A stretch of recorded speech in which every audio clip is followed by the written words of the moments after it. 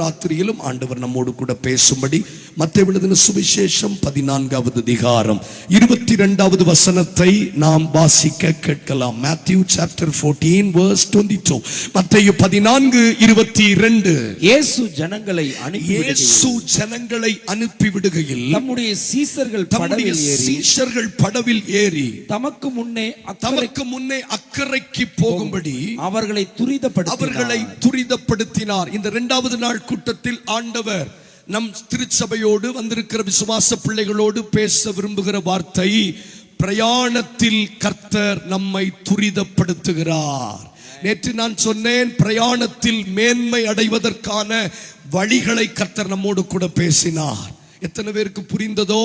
தயவு செய்து வார்த்தைகளை கேட்கிறவர்களாய் மாத்திரமல்ல, அதன்படி செய்கிறவர்களாயிருங்கள். உங்களை கண்மலையின் மேல் கட்டப்பட்ட புத்தி உள்ள மனுஷனுக்கு கர்த்தர் ஒப்பிடுவார். சமயம் விருதாவாக்காமல் இந்த இரண்டாவது ராத்திரியில் இந்த பிரயாணத்தில் தேவன் நம்மை துரிதப்படுத்த விரும்புகிறார்.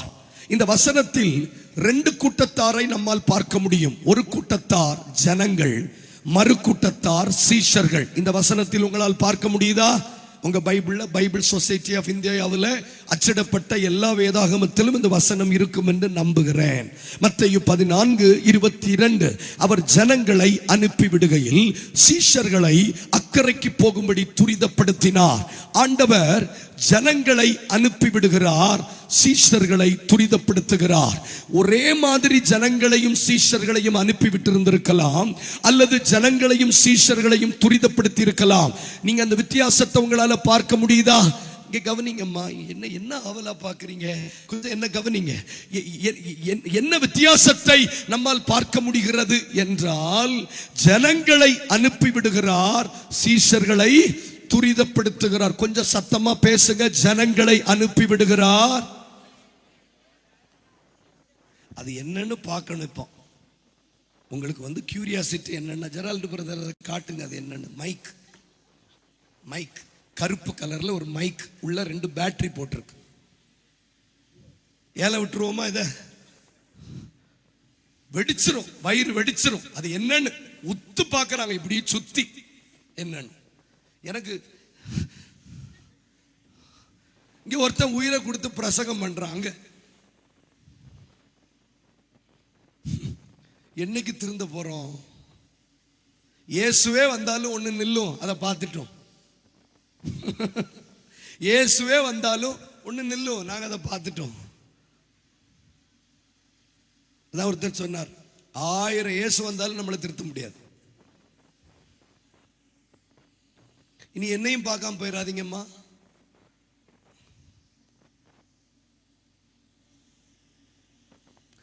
ஜனங்களை அனுப்பி விடுகையில் சீஷர்களை துரிதப்படுத்தினார். கொஞ்சம் சத்தத்தை உயர்த்தி பேசுகளை. ஜனங்களை அனுப்பி விடுகையில் சீஷர்களை துரிதப்படுத்தினார். கர்த்தர் வித்தியாசத்தை காண்பிக்கத்தான் செய்கிறார். நீதிமானுக்கும் துன்மார்க்கனுக்கும், ஊழியம் செய்கிறவனுக்கும் செய்யாதவனுக்கும் நீங்கள் திரும்பவும் வித்தியாசத்தை காண்பீர்கள் என்று சொன்ன பரலோகத்தின் தேவன், செம்மறியாட்டுக்கும் வெள்ளாட்டுக்கும் வித்தியாசத்தை காண்பிப்பேன் என்று சொன்ன ஆண்டவர் இன்றைக்கும் வித்தியாசப்படுத்தத்தான் செய்கிறார். கிட்டத்தட்ட 5000 புருஷர்கள் அந்த வனாந்தரத்தில் இருந்தார்கள் என்று வேதம் நமக்கு தெளிவுபடுத்தி இருக்க, ஸ்திரீகள் பிள்ளைகள் உட்பட தோராயமாய் approximately 13,000க்கும் மேற்பட்டவர்கள் ஜனக்கூட்டங்களா இங்கு இருந்ததாகவும், 13,000க்கும் மேற்பட்ட ஜனங்களை அவர் அனுப்பி விட்டு வெறும் விரல் விட்டு எண்ணக்கூடிய 12 பேரை அவர் துரிதப்படுத்தினார். இன்றைக்கு ராத்திரி பரிசுத்த ஆவியானவர் அதைத்தான் நம்மோடு பேச விரும்புகிறார். நீங்கள் தேவனால் அனுப்பிவிடப்படுகிற கூட்டமா, அல்லது தேவனால் துரிதப்படுத்துகிற கூட்டமா? நீங்கள் தேவனால் அனுப்பப்படுகிறீர்களா, அல்லது தேவனால் துரிதப்படுத்தப்படுகிறீர்களா? Are you sent by God or are you constrained by God? ஆங்கிலத்தில் துரிதப்படுத்தினார் என்பதற்கு constrain என்கிற வார்த்தையை பயன்படுத்தி இருக்கிறார்கள். constrain என்றால் கட்டாயப்படுத்தினார். ஜனங்கள் என்றால் யார்? சீஷர்கள் என்றால் யார்? ஜனங்கள் என்கிற இடத்தில் விசுவாசிகள் என்கிற ஒரு பெயரை நாம் போட்டுக் கொள்ளலாம். விசுவாசிகள் என்றால் என்ன? சீஷர்கள் என்றால் என்ன? விசுவாசிகள் என்றால் ஆண்டவர் எனக்கு என்ன செய்வார் என்று வருகிறவர்கள் விசுவாசிகள். நான் தேவனுக்கு என்ன செய்ய போகிறேன் என்று வருகிறவர்கள் சீஷர்கள். நீங்க இப்படி சோகமாவே இருந்துக்கிட்டா தான் நாங்க கொஞ்சம் சாக முடியும். அதனால எங்களை எந்த அளவுக்கு கொன்னு அனுப்பணுமோ அந்த அளவுக்கு நீங்க உங்க கடமையை நீங்க செய்யும்படி விழா கமிட்டியின் சார்பாக கேட்டுக்கொள்ளுகிறோம். அதனால ஆமா, எங்களை கொன்னு தான் அனுப்பணுங்கிறது மெய்யூர் ஜனங்களுக்கு ஆசைன்னா தாராளமா கொல்லுங்க. அதை அணுவணுவா கொல்லாம ஒரேடியா சுட்டுருங்க. ஆமா, அதனால கொஞ்சம் இந்த முன் வரிசையில உட்கார்றவங்க கொஞ்சம் சும்மாவாது தலையசைங்க. ஏதாவது காணிக்க ஐயா தந்தாருன்னா உங்களுக்கு ஒரு பங்கு தாரேன். ஏன்னா இப்ப இன்னைக்கு சொந்த மகன்கிட்ட பால் பாக்கெட் வாங்க சொன்னா கூட எனக்கு என்ன தருவீங்கன்னு தான் கேட்கான். வத்தல் பொடி வாங்குறது கூட அவனுக்கு லஞ்சம் கொடுக்க வேண்டியது இருக்கு. அதனால கொஞ்சம் அப்படி நம்ம பழகிட்டோமா என்னன்னு தெரியல. யார் விசுவாசி? Who is a believer? Who is a believer? ஆண்டவர் எனக்கு என்ன செய்வார் என்று வருகிறவர்கள் விசுவாசிகள். நான் ஆண்டவருக்கு என்ன செய்ய போகிறேன் என்று வருகிறவர்கள் சீஷர்கள். தேவனிடத்திலிருந்து என்ன கிடைக்கும் என்று வருகிறவர்கள் விசுவாசிகள். நான் தேவனுக்கு என்ன செய்ய போகிறேன் என்று வருகிறவர்கள் சீஷர்கள். 2026 வருஷத்தின் முதல் மாதத்தின் துவக்கத்திலேயே இந்த பண்டிகை காலத்தில் ஆண்டவர் சொல்லுகிறார், இன்னைக்கு சபையில விசுவாசிகள் பெருகி போனார்கள், சீஷர்கள் குறைந்து போனார்கள். இன்றைக்கு ராத்திரி நீங்கள் தேவனுக்காக எதையாகிலும் செய்ய வந்தவர்களானால் இந்த வருஷம் உங்களை அனுப்பிவிட மாட்டார். உங்களை தேவன் துரிதப்படுத்த போகிறார். கை தட்டணும்னா கை தட்டலாம், ஸ்தோத்திரம் பண்ணணும்னா ஸ்தோத்திரம் பண்ணலாம். நான் கண்ணீரோடு சொல்லுகிறேன், ஆத்தும பாரத்தோடு சொல்லுகிறேன், ஜனங்களை அனுப்பி விட்டு சீஷர்களை அக்கறைக்கு போகும்படி துரிதப்படுத்தின பரலோகத்தின் தேவன் இந்த ராத்திரி சில குடும்பங்களை கர்த்தர் துரிதப்படுத்த போகிறார். சில பிள்ளைகளை கர்த்தர் துரிதப்படுத்த போகிறார். அக்கறைக்கு போகுவதற்கு, எழுப்புதலை கண்டடைவதற்கு, உங்கள் லட்சிய கரையை அடைவதற்காக தேவன் சிலரை துரிதப்படுத்த போகிறார். I repeat again, தேவன் உங்களை துரிதப்படுத்த போகிறார். நான் இப்படி சொல்லுகிறேன், சீறி கொண்டு வருகிற கடல் அலைகள் நடுவில் விமர்சனங்களும் அவமானங்களும் பரிகாசங்களும் கப்பலை கவிழ்த்தி போடுவதற்கு வல்லமை கொண்ட கோர காற்றுகளின் நடுவில் அக்கறைக்கு போக வேண்டுமானால் நம்மை ஒருவர் துரிதப்படுத்தினாலே முடியும் என்று பரிசுத்த ஆவியானவர் இந்த ராத்திரி வேளையில சொல்லும் போது எத்தனை பேர் அதை விசுவாசிக்கிறீங்க? நம்மளால அக்கறைக்கு போக முடியாது, நம்மால் லட்சிய கரைக்கு போக முடியாது, நம்மால ஒரு காரியத்தை சாதித்து விட முடியாது. என்ன ஒருவர் மோட்டிவேட் பண்ணணும். ஆமென் சொல்லுங்களேன். அதனால தான் கிரிக்கெட் விளையாடுகிற ஸ்டேடியத்தில் விளையாடுகிற நபர்களை விட அதை விட 10 மடங்கு அதிகமாய் ஆடியன்ஸை உட்கார வைக்கிறார்கள். எதற்கென்றால் கொடியை பிடித்தவர்கள் அசைக்கும் போது தல டோனி என்று சொல்லும் போது அவன் ஒரு 6 அடிக்கிறதுக்கு உற்சாகம் அவனுக்கு உண்டாகிறது. காரணம், எவ்ரிபடி நீட் a motivator. ஒவ்வொருவருக்கும் உற்சாகப்படுத்துவதற்கு ஆள் தேவை. அதனால்தான் போட்டி எங்கெல்லாம் நடக்கிறதோ அங்கெல்லாம் டிக்கெட் விநியோகிக்கப்பட்டு அங்கே அநேகர கேலரியில உட்கார வைத்திருக்கிறார்கள். எதற்கு? அநேகர் விளையாடுவதற்கு, அநேகரை உற்சாகப்படுத்த வேண்டிய கட்டாயம் இருக்கிறது. நாம் பேசுறது உங்களுக்கு புரியுதா? ஆவிக்குரிய உலகத்தில் மனிதர்கள் அல்ல நம்மை உற்சாகப்படுத்த போகிறது. ஆவிக்குரிய உலகத்தில் உறவுகள் அல்ல நம்மை உற்சாகப்படுத்த போகிறது.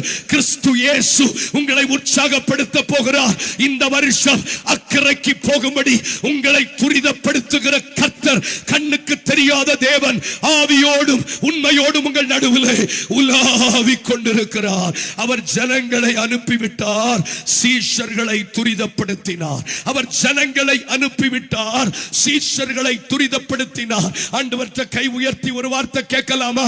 கொஞ்சம் வாயை திறந்து கேட்கலாம். ஆண்டவரே, உம்மால் அனுப்பப்படுகிற கூட்டத்தில் அல்ல, உம்மால் துரிதப்படுத்துகிற கொஞ்சம் உம்மால் துரிதப்படுத்துகிற ஒரு கூட்டத்தில் நான் இருக்க விரும்புகிறேன். கொஞ்சம் பெரியவங்க வாய் திறந்து ஜெபம் பண்ணுங்க.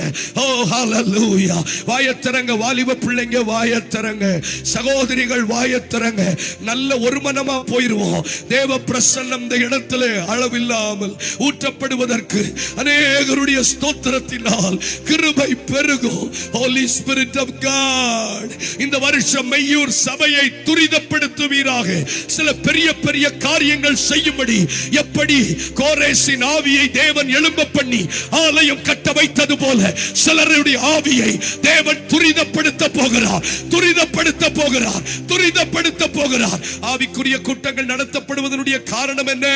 எப்பொழுதும் போல அல்ல, ஒருபடி ஆவிக்குரிய வாழ்க்கையில எழும்புவதற்காகத்தான் இப்படிப்பட்ட ஊழியக்காரர்களை ஆமென் வர வைத்து அவர்களுக்கு காணிக்கை கொடுத்து அவர்களை பராமரித்து உங்களுக்கு முன்னாடி நிறுத்துகிறார்கள். தயவு செய்து அதை பயன்படுத்திக் கொள்ளுங்க. கொஞ்சம் வாயை திறந்தா நல்லா இருக்குமே. தேவனால் அனுப்பி விடப்படுகிறவர்கள் நடுவில் God send them. அதுக்கு என்ன அர்த்தம் தெரியுமா? Send off. Send off என்றால் என்ன? Farewell என்றால் என்ன? Goodbye. Saying goodbye. போயிட்டு வாங்க. வயிறு நிறைய சாப்பிட்டீங்களா? நான் சொல்றேன், பண்டிகைக்கு வந்தோம், நல்ல நல்ல ஐக்கிய பந்தி வைத்தது, ஸ்தோத்திரம், கர்த்தருக்கு மகிமை. ஆனா வெறுமனே அப்பத்தையும் மீனையும் சாப்பிட்டுட்டு அனுப்பி வைக்கப்படுகிற கூட்டத்தில் அல்ல. தேவன் அடுத்த எல்லைகளுக்கு சிலரை கர்த்தர் துரிதப்படுத்த விரும்புகிறார். நாம் பேசுறது சத்தியம் தானா? பைபிள்ல இல்லாதது எதையாவது எடுத்து கூட்டி பேசுறேனாமா?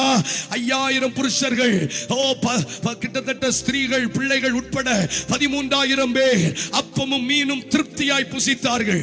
நான் சொல்றேன், வெறும் சாப்பாட்டுக்காக மாத்திரமல்ல தேவன் நம்மை அழைத்தது, அக்கறைக்கு போகும்படி தேவன் சிலரை துரிதப்படுத்த போகிறார். I feel in my spirit. இன்றைக்கு ராத்திரியிலிருந்து சில குடும்பத்தை உங்களை மீறி ஒருவர் துரிதப்படுத்துகிறதை உங்களால் பார்க்கப்பட முடியும். மோசேயினிடத்தில் ஆண்டவர் சொன்னார், யார் யார் எந்தெந்த ஸ்திரீகளுடைய இருதயத்தை தேவன் எழும்ப பண்ணினாரோ அவர்கள் இளநீல நூலையும் இரத்தாம்பர நூலையும் வெண்பஞ்சு நூலையும் அவர்கள் ஆசரிப்பு கூடார வேலைக்காக கொண்டு வந்தார்கள். இன்றைக்கு ராத்திரி அனுப்பி வைக்கப்படுகிற ஒரு கூட்டத்தின் நடுவில் தேவனால் துரிதப்படுத்தப்படுகிறவர்கள் பாக்கியவான்கள்.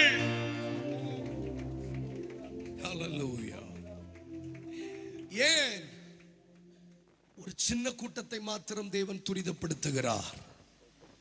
ஒரு பெரும் கூட்டத்தை அனுப்பிவிடும் போது ஒரு சின்ன கூட்டத்தை மாத்திரம் ஏன் துரிதப்படுத்த வேண்டும்? Why God is compelling them? Why God is constraining them? நாம் பேசுறது உங்களுக்கு புரியுதா? கட்டாயப்படுத்துறார் அக்கா, கட்டாயப்படுத்துறார், நீ போய் தான் ஆகணும்னு. அதுவும் வயிறு நிறைய சாப்பிட்டுட்டு போனா, நமக்கு சாப்பிட்டா கொஞ்சம் படுக்கணும், மல்லாக்க பார்த்து விட்டத்தை பார்த்து. நமக்கு சாப்பிட்டோன்னா கொஞ்சம் படுக்கணும். இந்த சாப்பிட்டு முடிச்சோன்னா யாராவது வேலை சொல்லிட்டாங்கன்னா கெட்ட கோவம் வந்துடும் நமக்கு. சாப்பிட்றதுக்கு முன்னாடி என்ன வேலை வேணாலும் செய்யலாம், சாப்பிட்டு முடிச்ச பிறகு அப்பா I need a medical leave. சாப்பிட்டு முடிச்சோன்னு ஒரு தூக்கம் வரும். அது நம்ம வார்ப்பு சாப்பாடு சாப்பிட்டா அதுக்கு மேலே வரும். பண்டிகையில் சோறு சாப்பிட்டா அதை விட தூக்கம் வரும். இப்படி வயிறு ரொம்ப சாப்பிட்டவங்களை துரிதப்படுத்துகிறார். வேகமாய் நாம் கற்றுக்கொள்ள போகிறோம். ஏன் தேவன் ஒரு பெரும் கூட்டத்தை அனுப்பிவிடும் போது ஒரு சின்ன கூட்டத்தை மாத்திரம் துரிதப்படுத்துகிறார் என்றால், அவர்கள் எனக்காக வந்தவர்கள், அவர்களை நான் அனுப்பிவிட முடியாது, அவர்களை துரிதப்படுத்த வேண்டும். நான் மெதுவா சொன்னாலும் எழுப்புதல் தான், சத்தமா சொன்னாலும் எழுப்புதல் தான். என்ன? ஆமா. ஒரு சின்ன கூட்டத்தை தேவன் துரிதப்படுத்துகிறார். வேகமாய் வாசிக்கலாம். 2 ராஜாக்கள் 2வது அதிகாரம் 9வது வசனம். புரியுற மாதிரி தான் நான் பேசுறேன்னு நம்புறேன். 2 ராஜாக்கள் 2ஆம் அதிகாரம் 9வது வசனம்.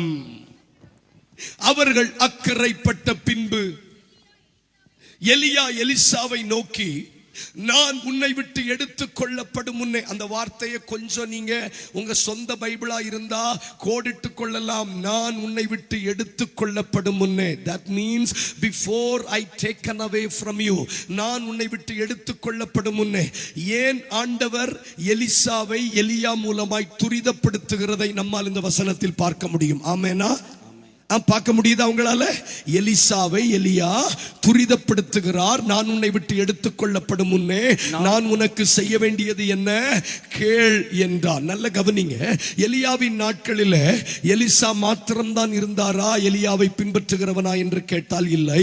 எலியாவின் நாட்களில் 3 விதமான தீர்க்க தரிசன பள்ளிக்கூடங்கள் இருந்தது. புரிய வைப்போம், அப்பிறகு கொஞ்ச நேரம் நாம் ஆராதித்து ஜெபிக்க போகிறோம். எத்தனை பள்ளிக்கூடங்கள் இருந்தது? 3 பள்ளிக்கூடங்கள் இருந்தது. சும்மா தலையாவது அசைங்க, என்ன அந்த சந்தோஷத்தோட அதை நாம் பிரசங்கம் பண்ணுவேன் இல்ல, ரைட்?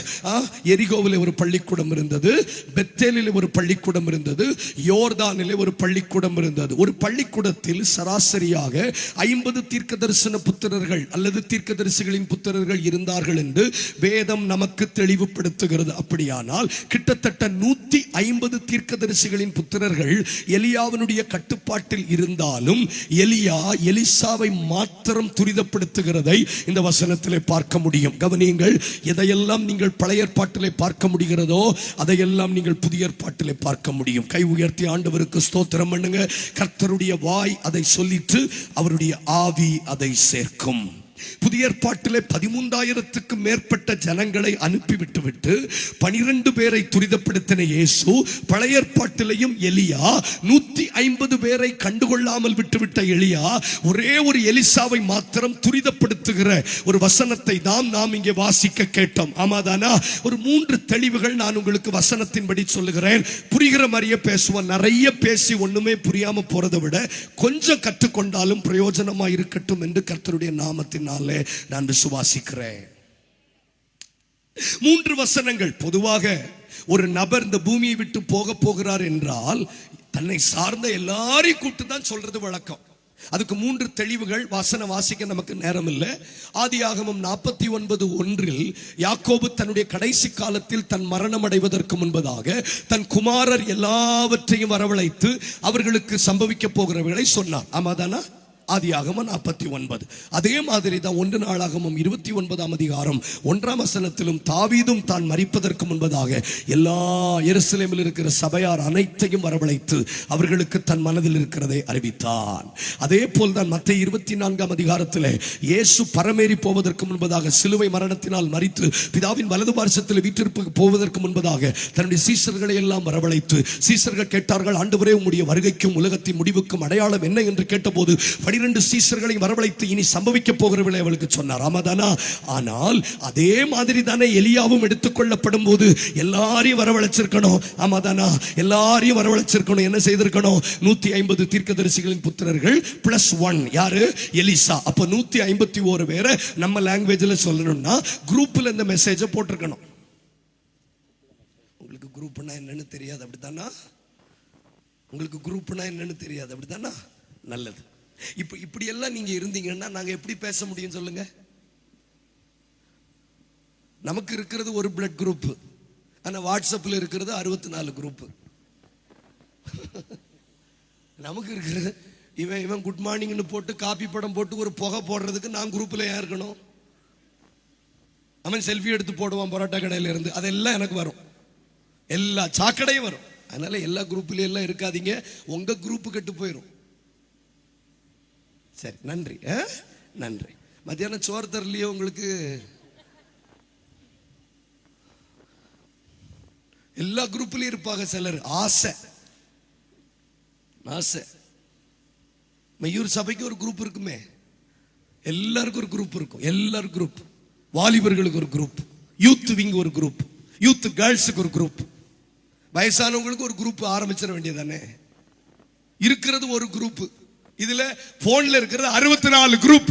அப்படின்னா எலியா தான் எடுத்துக்கொள்ளப்படுவதற்கு முன்னே இந்த மெசேஜ் எதுல போட்டிருக்கணும் சொல்லுங்க? குரூப்ல போட்டிருக்கணும். கரெக்டா சொன்னீங்க. என்னதுல போட்டிருக்கணும்? குரூப்ல போட்டிருக்கணும். எப்ப அந்த மாதிரி நான் போறேன், எல்லாரும் வாங்க, உங்க பிரச்சனையை சொல்லுங்க, டீல் பண்ணுவோம்னு சொல்லி இருந்திருக்கணும். ஆனால் இது பொதுவான அழைப்பல்ல, இது ஒரு தனிப்பட்ட அழைப்பு. இந்த ராத்திரி பரிசுத்த ஆவியானவர் உங்களோடு பேசுகிறதை உங்கள் ஆத்தும மனிதன் உணர முடியுமானால் you need to believe that. கைகளை உயர்த்தி ஸ்தோத்திரம் பண்ணுங்க. It is not a common invitation, it is a personal invitation. தேவ பிரசன்ன வசனத்தை உணர்றீங்களா? இது ஒரு பொதுவான அழைப்பு அல்ல, இது ஒரு தனிப்பட்ட அழைப்பு. எலியா எலிசாவை மாத்திரம் துரிதப்படுத்துகிறார். ஏன் துரிதப்படுத்துகிறார்? ஒரு சில நிமிஷங்கள் கற்றுக்கொள்ள போகிறோம். சொல்லும் போதே சொல்லுகிறார், நான் உன்னை துரிதப்படுத்துவதற்கு காரணம், நான் உன்னை விட்டு எடுத்துக் கொள்ளப்பட போகிறேன். சொல்லுங்க, நான் உன்னை விட்டு. அப்படின்னா எலிசா என்ன மனநிலைமையில இருக்கிறார்? இந்த கடைசி கால சபை, திருச்சபையார், விசுவாச பிள்ளைகள் என்ன மனநிலைமையில் இருக்கிறோம் தெரியுமா? எப்ப வேணாலும் பெற்றுக்கொள்ளலாம். ஆமாதானா? எப்ப வேணாலும் பெற்றுக்கொள்ளலாம். நான் மறுபடியும் சொல்றேன், இது அம்மா சுட்ட தோசை இல்ல. பிள்ளை 11 மணிக்கு பல் விளக்காம எழும்புவா, ஹாட் பாக்ஸ்ல சுட்டு ஒளிச்சு வைக்கலான்னு. இது கோயில்ல போடுற அசன சாப்பாடு மாதிரி. உங்க நேரத்துக்கு இருக்குமா? அம்மா வீட்டு சாப்பாடு பிள்ளை சாப்பிடுற வரைக்கும் ஹாட் பாக்ஸ்ல அம்மா எடுத்து ஒளிச்சு வைக்கும். அது எனக்கு ஆச்சரியம். இவ்வளோண்டு சட்டி பாத்திரத்துல, அது அந்த கரண்டியில எப்படித்தான் அந்த பிள்ளைக்கு அந்த ஈரலை ஒளிச்சு வைப்பாங்களோ தெரியாது. தெரியல. நீங்க சிரிச்சிடாதீங்க. என்ன ஒரு காலம் நீங்க ஈரல் சாப்பிடாது இருப்பீர்களாகன்னு ஜெபம் பண்ணிருவேன் நான் பிறகு. அது என்னவோ தெரியல, என்ன மாயமோ மந்திரமோ தெரியல. அந்த அத்தனை பேருக்கு அந்த கரண்டியில இருந்து இறைச்சி போடுவாங்க. ஆனா அந்த கடைக்குட்டி பிள்ளைக்கு மட்டும் அந்த லிவரை மட்டும் அந்த கரண்டிக்குள்ள எப்படித்தான் அந்த அம்மா ஒழிக்குமோ தெரியாது. இப்படி புரட்டி அப்படி நமக்கு வந்த மாதிரி இருக்கும், கீழே போயிரும், உள்ள போயிரும், அப்படி போயிரும். அந்த ஈரலுக்கு சொந்தக்காரன் யாராவது இருப்பான். கேட்கல. நீங்க கறி சாப்பிட மாட்டீங்களா? வீகனா? ஃபுல்லா வெஜிடேரியனுக்கு மாறிட்டீங்களா? வெஜிடேரியனுக்கு மாறிட்டீங்களா? சாப்பிடுவேல தானே? ஆமா தானா? ஈரல் தெரியுமா? நம்ம ஈரலை சொல்லல, ஆட்டு ஈரல். கொஞ்சம் சிரிங்க, அப்ப நானே ஊசி போட முடியும். அவ்வளோண்டு ஒரு சின்ன இவ்வளோ டயாமீட்டர்ல இருக்கிற அந்த சட்டிக்குள்ள, அந்த கரண்டிக்குள்ள எப்படித்தான் அந்த ஈரலை, இப்படித்தான் பெற்றோர்கள் தம் பிள்ளைகளுக்கு ஒளிச்சு வைக்கிறாங்க. ஆமா தானா? ஆனா எலிசாவுக்கு எலியா சொல்லுகிறார், இது உன் அம்மா வீட்டு சாப்பாடு அல்ல, இது பரலோக ராஜ்யம் சம்பந்தப்பட்ட விஷயம். எதுவும் உனக்காக காத்திருக்க போகிறதில்லை, எதுவும் நமக்காக காத்திருக்க போகிறதில்லை. எல்லாவற்றுக்கும் எக்ஸ்பைரி இருக்கிறது. நீங்க எந்த ப்ராடக்ட், நீங்க அதிரசமோ முறுக்கோ முந்திரி கொத்தோ, பினாயில், கக்கூஸ் கழுவுற பினாயில் பாட்டில் கூட எக்ஸ்பைரி டேட் போட்டிருக்கான். நான் கேட்கிறேன், கக்கூஸ் கழுவுற பினாயில் பாட்டில் எதுக்கு சார் எக்ஸ்பைரி டேட் போடுறீங்க? அது கக்கூஸ் கழுவுறதா இல்ல, அதுல வீரியம் இருக்குல்ல, அதுல ஆசிட் இருக்குல்ல, அந்த ஆசிட்டுடைய வீரியம் குறையாமல் இருப்பதற்கு இவ்வளவு காலம் இருக்கு. அதுக்கு பிறகு நீங்க பயன்படுத்திங்கன்னா அதனுடைய வீரியம் போயிருங்கிறதுக்கு. அதனாலதான் நீங்க 2 டேட் பார்க்க முடியும். நம்ம உள்ள இருக்கிற குர்குரை மட்டும் சாப்பிடுறோம், வெளியில எழுதி இருக்கிறத அது நமக்கு என்னதுக்கு சார், அது வேண்டாம், அது என்னதுக்கு மானம் கிட்டது, அது என்னதுக்கு.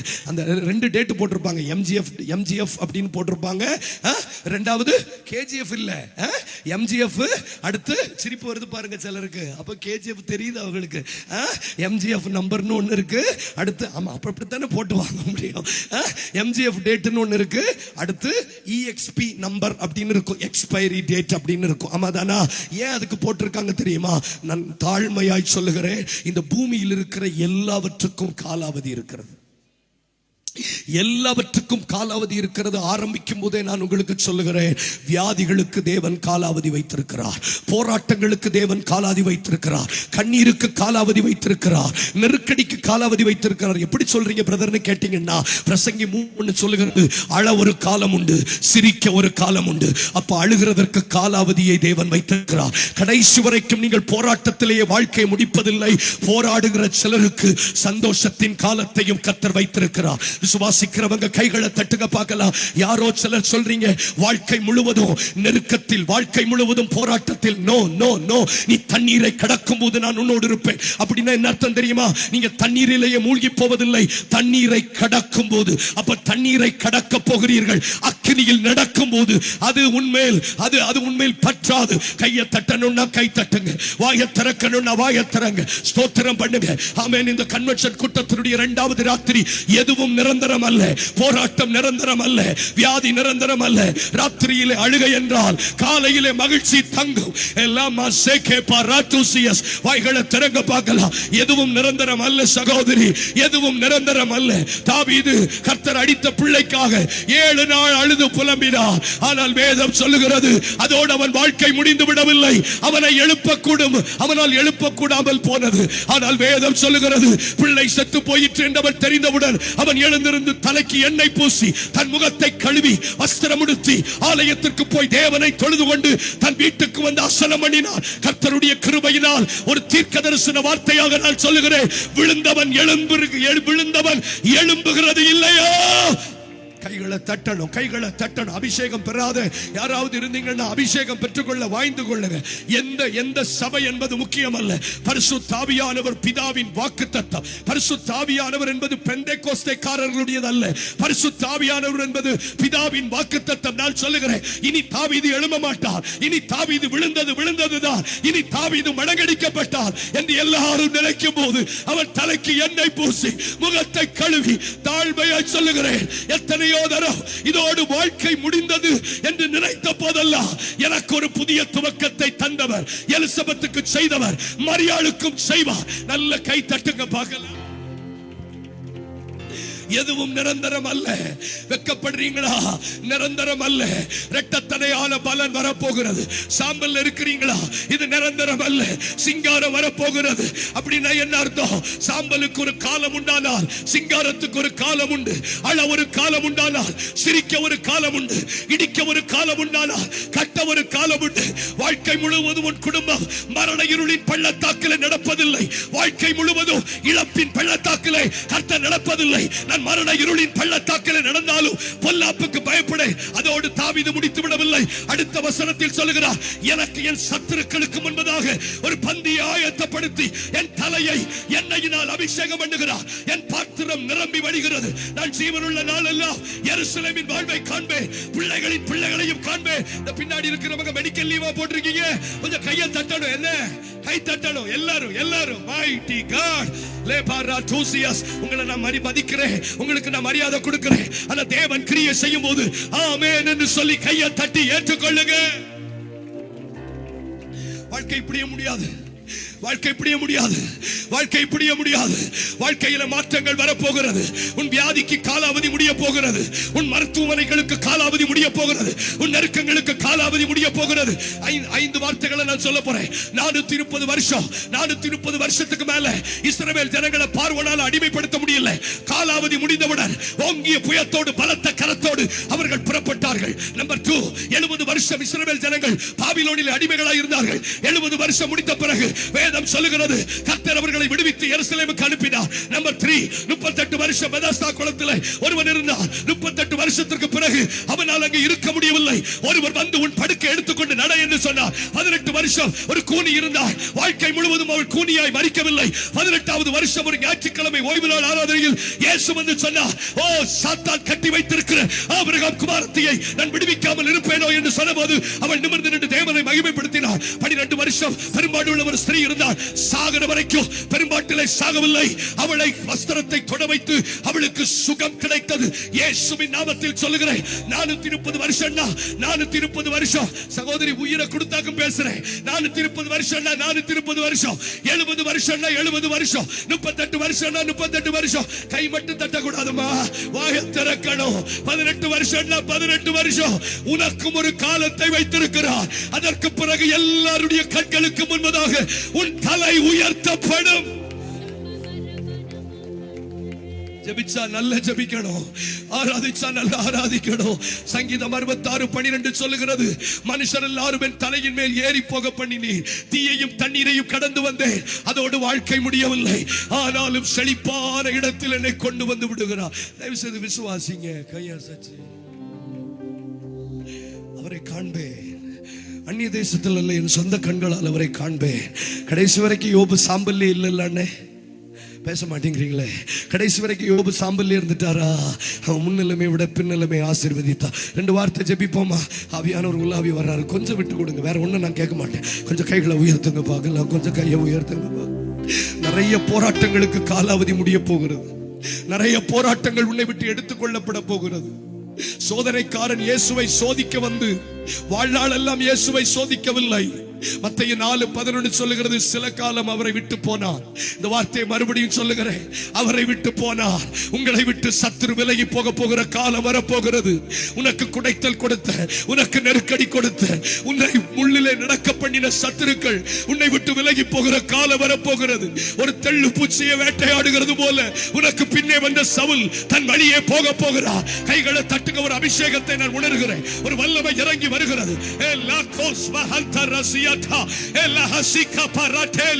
கைகளை தட்டுங்க, கைகளை தட்டுங்க. இன்னைக்கு ராத்திரி கூட்டத்தில் கர்த்தர் சொல்லுகிறார், சில குடும்பங்களுக்கு வியாதியின் காலாவதி வருகிறது, அவமானத்துக்கு காலாவதி வருகிறது, உன் அடிமைத்தனத்திற்கு காலாவதி வருகிறது, உன் நெருக்கடிக்கு காலாவதி வருகிறது, உன் சிறைச்சாலை வஸ்திரத்திற்கு காலாவதி வருகிறது, உன் அவமானத்துக்கு காலாவதி வருகிறது. இப்ப பாத்தீங்கன்னா ஆண்டவர் நீதி உள்ள தேவன். சத்துருனுடைய காரியங்களுக்கு, இருளின் ஆதிக்கங்களுக்கு எப்படி காலாவதி வைத்தாரோ, அவர் நீதி உள்ள தேவனாய் இருக்கிறபடியினால் வாக்குத்தத்தத்திற்கும் காலாவதி வைத்து விட்டார். கவனிக்கிறீங்களா? அவரு ஒரு கண்ணுல சுண்ணாம்பு, ஒரு கண்ணுல எண்ணெய் ஊத்துற ஆள் இல்ல.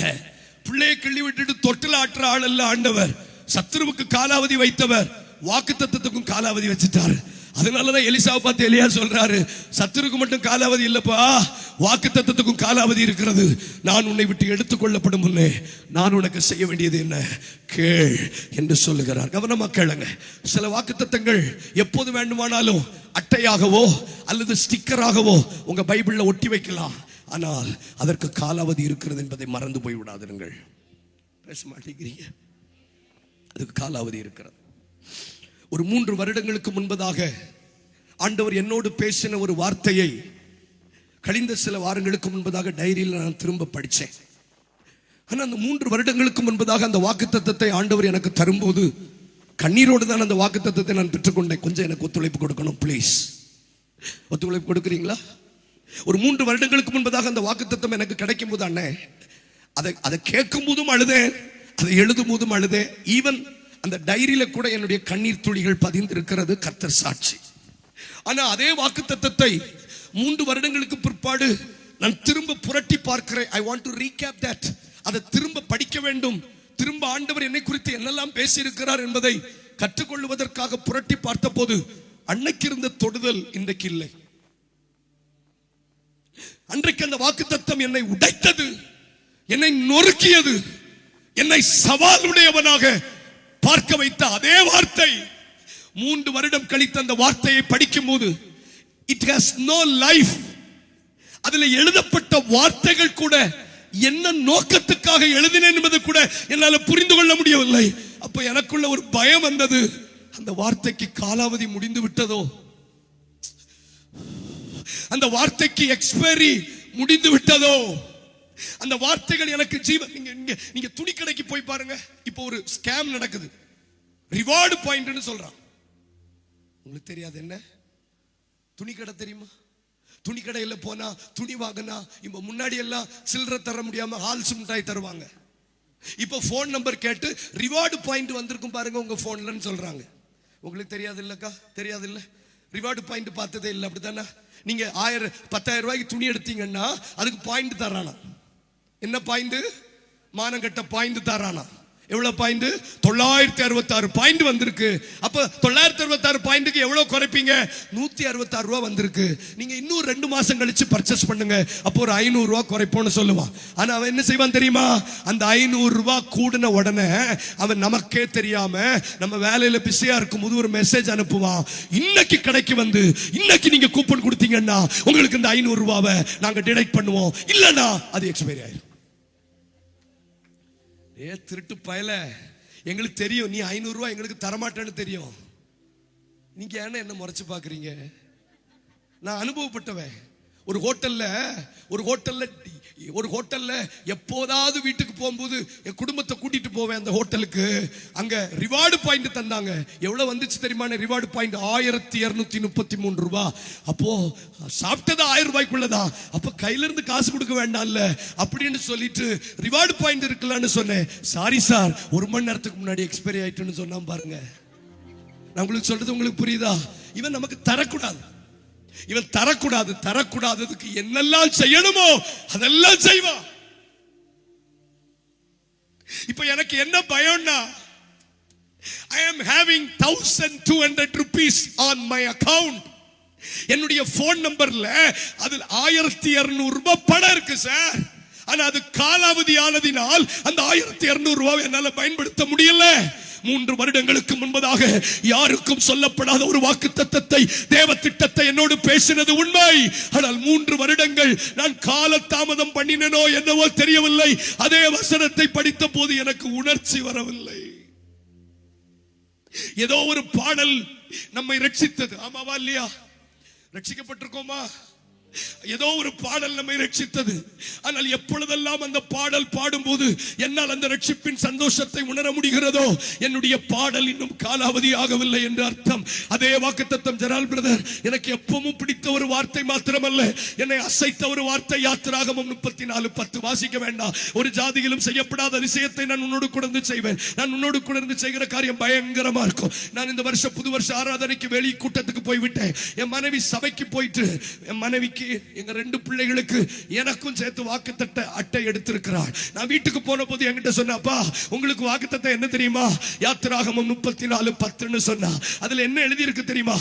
நன்னோடு கூட இருந்து செய்கிற காரியம் என்ன? சொல்லுங்க, என்ன இருக்கும்? நான் உன்னோடு கூட இருந்து செய்கிற காரியம் பயங்கரமா இருக்கும். சத்தமா சொல்லுங்களேன், நான் உன்னோடு கூட இருந்து செய்கிற காரியம் பயங்கரமா இருக்கும். அதான் வாக்குத்தத்தம். ஆனா எத்தனை வருஷம், கிட்டத்தட்ட 9-10 வருஷமா ஊழியத்தில் இருக்கிறேன். எப்பொழுது அந்த வசனத்தை கேட்டாலோ படித்தாலோ, ஏதாவது சபையில எழுதி போட்டிருந்தாலோ, it will bring an impact. எனக்குள்ள அந்த வார்த்தை ஒரு தாக்கத்தை உண்டாக்கும். நான் உன்னோடு கூட இருந்து செய்கிற காரியம் பயங்கரமா இருக்கும். ஆனா அந்த தடவை மனைவி என்கிட்ட அந்த வார்த்தையை சொல்லும் போது நான் கொஞ்சம் நகைத்து, கொஞ்சம் சிரிப்போட சேர்த்து சொன்னேன், ஆமா ஆமா ரொம்ப பயங்கரமா தான் இருக்கு. நான் சொல்லிட்டு நான் என் வேலையை பார்க்க தொடங்கினேன்.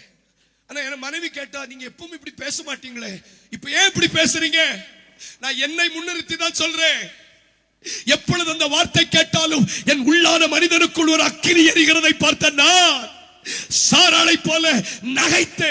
ஆமாமா, பயங்கரமா தான் நடந்துகிட்டு இருக்கு வாழ்க்கை, ஊழியம் எல்லாம் என்று சிரித்தே.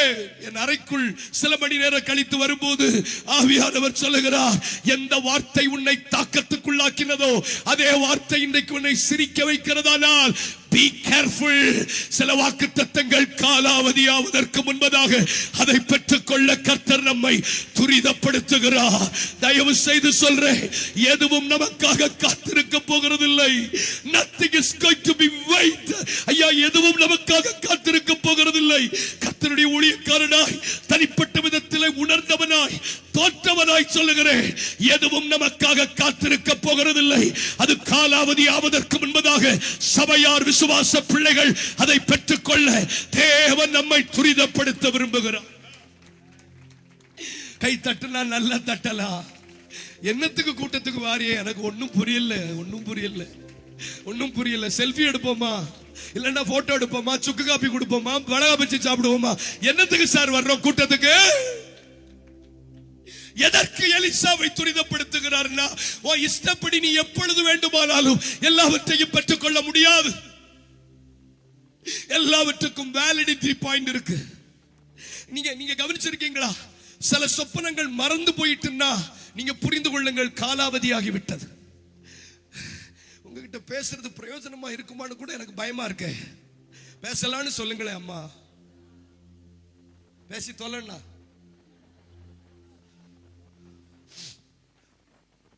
பாருங்களேன், எங்களுக்குள்ள ஒரு பாரத்தை வைக்கிறாருன்னா அந்த பாரத்தை நீங்களும் புரிந்து கொள்ளணும் தானே. சில சொப்பனங்கள் எல்லாம் மறந்துட்டோம் தெரியுமா? சில வாக்குத்தத்தங்களை திரும்ப சொல்லி ஜெபிக்க கூட தோண மாட்டேங்குது. காலாவதி ஆயிருக்குமோ?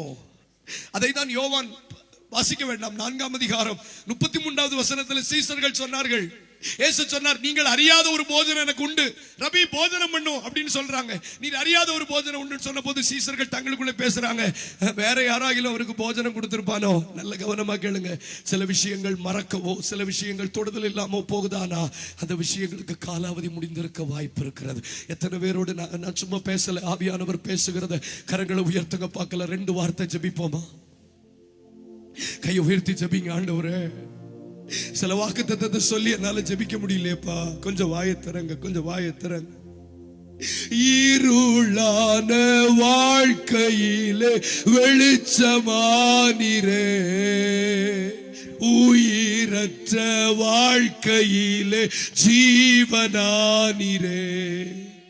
இருளான வாழ்க்கையிலே வெளிச்சமானிரே, உயிரற்ற வாழ்க்கையிலே ஜீவனானிரே.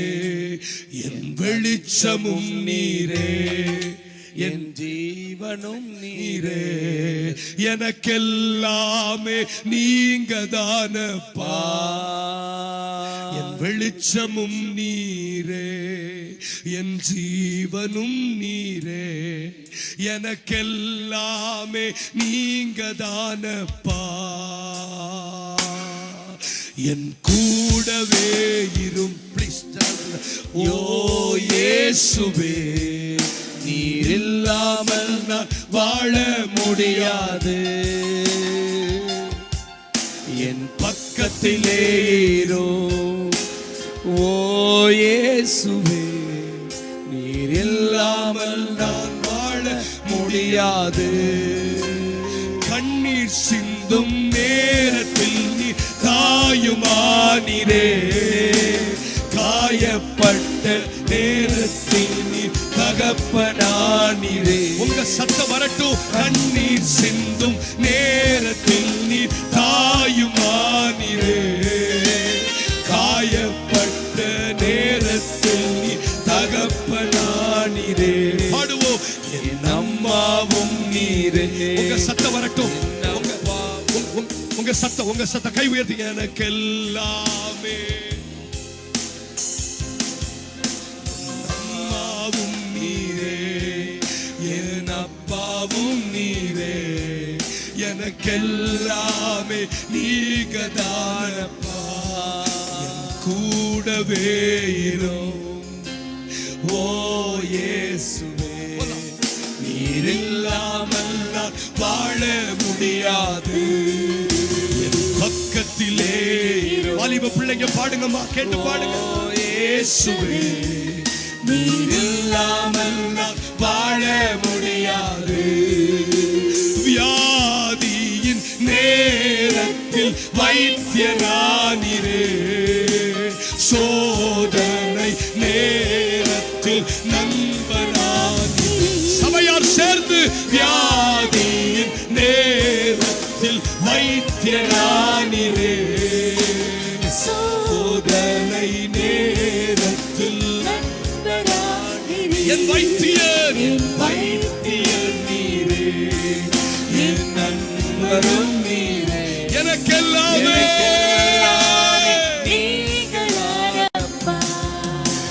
வைத்தியர் நீரே, என் நண்பரும் நீரே, எனக்கெல்லாமே நீங்க தானப்பா. என் அம்மாவும் நீரே, என் அப்பாவும் நீரே, என் அப்பாவும் நீரே, எனக்கெல்லாமே நீங்க தானப்பா. பாருங்களேன், எதுக்கு நான் உலகத்தை பற்றி நான் பேசுறேன்னா, உலகத்தான் நமக்கு கிடைக்க வேண்டிய ரிவார்ட் பாயிண்ட் கிடைக்க கூடாது என்பதற்காக நாம் நினையாத நேரத்தில் அதை காலாவதியாக பண்ணுகிறார். ஆனால் நம்முடைய இரட்சகராகிய இயேசு எப்படி தெரியுமா? காலாவதி ஆவதற்கு முன்பதாகவே நம்மை துரிதப்படுத்தி அதை பெற்றுக்கொள்ள உற்சாகப்படுத்துகிறார். எத்தனை பேருக்கு நாம் பிரசங்கிக்கிற இயேசுவை புரிந்து கொள்ள முடியுது? என் பிள்ளைகளுக்கு சிலது காலாவதியாக போகிறது. நான் கண்ணீரோடு சொல்லுகிறேன், இன்றைக்கு ராத்திரி ஒரு பெரிய ஆத்துமபாரத்தோடு ஆவியானவர் உலாவி வருகிறார். எதுவும் நமக்காக காத்திருக்க போகிறதில்லை. Nothing is going to be wait for us. வயது காத்திருக்க போகிறதில்லை, வாலிபம் காத்திருக்க போகிறதில்லை. இந்த பூமியில எல்லாம் நிலையற்றவைகள், எவைகளும் நமக்காக காத்திருக்க போகிறதில்லை. ஆகவே ஆண்டவர் சொல்லுகிறார், இருக்கும் போதே நீ கேள், நான் உனக்கு என்ன செய்ய வேண்டும் என்று இருக்கிறாய். வாய்களை திறக்க பார்க்கலாம்.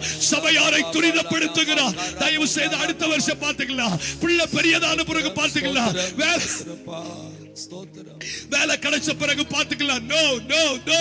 கர்த்தர் சிலரை உணர்த்துகிறார், உனக்கு காலாவதி ஆவதற்கு முன்பதாக. நீங்க நிதானிச்சு பாருங்களேன். சில சொப்பனங்கள் நமக்கு இன்னும் ஆக்டிவா இருக்கா?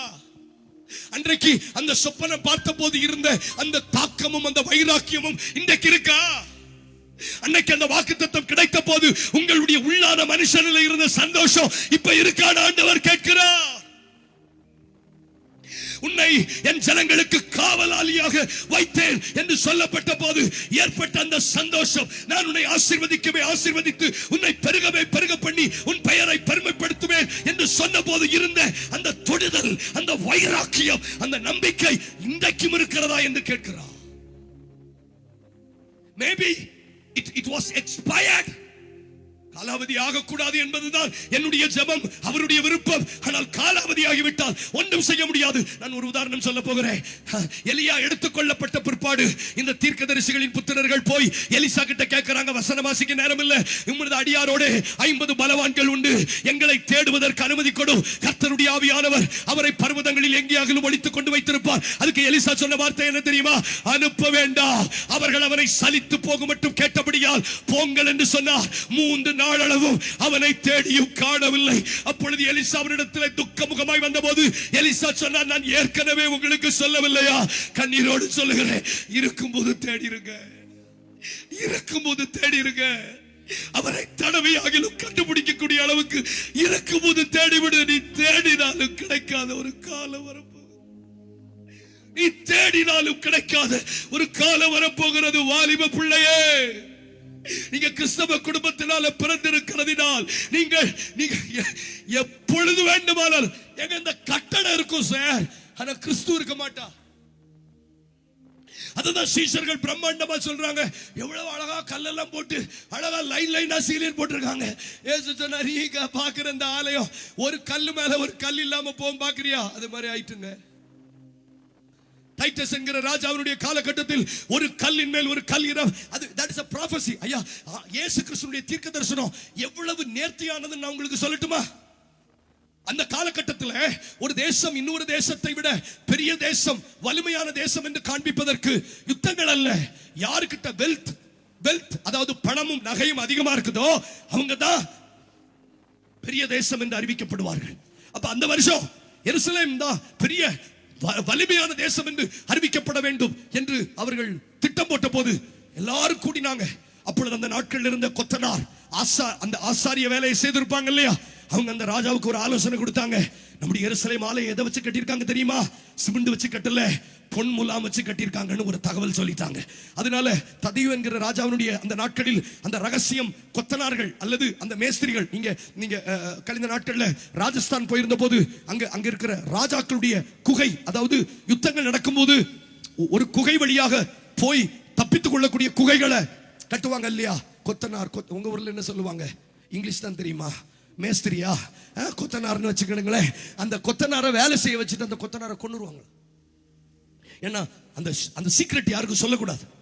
அந்த நுழைவாயில் எப்படி இருக்கும், அதனுடைய லாக் என்ன, பாஸ்வேர்டு என்னன்னு வேற யாருக்கு, அதை கட்டுறவங்களை கட்டி முடிச்சோட கொண்டு வருவாங்களா? அது இன்னைக்கும் பதிவில் இருக்கிறது. அப்ப அந்த ரகசியத்தை சொல்லி கொடுத்ததுனால அந்த ராஜா என்ன செய்தார் தெரியுமா? ஒவ்வொரு கல்லா இழக்க தொடங்கினார்.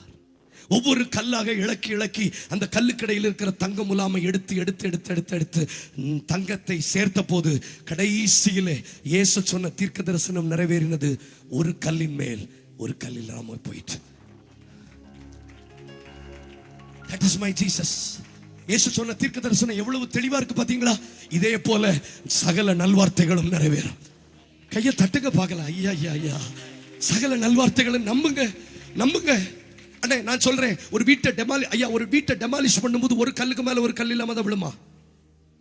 நீங்களே எப்படி? ஒரு கல்லு மேல ஒரு கல் இல்லாம தான் விழுமா? சில செவரு ஒரு செவராகவே விழும், ஆமாதானா? 4 கல்லா சேர்ந்து விழும், 10 கல்லா சேர்ந்து விழும், ஆமாதானா? ஒரு கல்லுக்கு மேல ஒரு கல் இல்லாம இடிக்க முடியுமா சார்? முடியாது. ஆனா அந்த தீர்க்க தரிசனம் எக்ஸாக்ட்லி இட் வாஸ் ஹேப்பன்ட். இயேசு சொன்ன எத்தனையோ நூற்றாண்டுகளுக்கு முன்னாடி சொன்ன தீர்க்க தரிசனம், ஒரு கல்லின் மேல் ஒரு கல் இராமல் போகும். எக்ஸாக்ட்லி ராஜா கடைசி கல் வரைக்கும் கலட்டினான். அது புரட்டி போடப்பட்ட போது இயேசு சொன்ன தீர்க்க தரிசனத்தை நினைவு கூர்ந்தார்கள். ஒரு கல்லின் மேல். நான் சொல்லுகிறேன், தீமையாய் சொல்லப்பட்டது நிறைவேறுமானால் சகல நல்வார்த்தைகளும் நிறைவேறும். ஆனால் அது காலாவதி ஆவதற்கு முன்பதாக நிறைவேற்றுவதற்கு ஒரு கூட்டத்தை தேவன் துரிதப்படுத்துகிறார். ஒரு நிமிஷம் கைகளை உயர்த்தி, என் அம்மாவும் நீரே, நம்புங்க ஐயா, என் அப்பாவும் நீரே, அப்பா எனக்கு எல்லாமே நீங்கதானப்பா. என் அம்மாவும் நீரே, என் அப்பாவும் நீரே, எனக்கெல்லாமே நீங்கதானப்பா. என் வெளிச்சமும் நீரே, என் ஜீவனும் நீரே. நீங்கதான். பைபிள் படிக்கும் போது சும்மா படிக்காதீங்க என்ன, பைபிள் படிக்கும் போது சும்மா படிக்காதீங்க என்ன, ஒரு பிரசங்கம் கேட்கும் போது சும்மா கேட்காதீங்க என்ன. அவர் சொன்னால் அது நடக்கும், அவர் சொல்ல நிற்கும். ஓ ரபாபாயே, ஹல்லேலூயா. என் வெளிச்சமும் நீரே, என் ஜீவனும் நீரே, எனக்கெல்லாமே நீ. ஒரு 2 நிமிஷம் பாடுவோம். என் வெளிச்சமும், என் வெளிச்சமும் நீரே, என் ஜீவனும் நீரே, ஆண்களெல்லாம் பாடுங்களே. எல்லாமே நீங்கதானப்பா. காயப்பட்ட நேரத்தில், காயப்பட்ட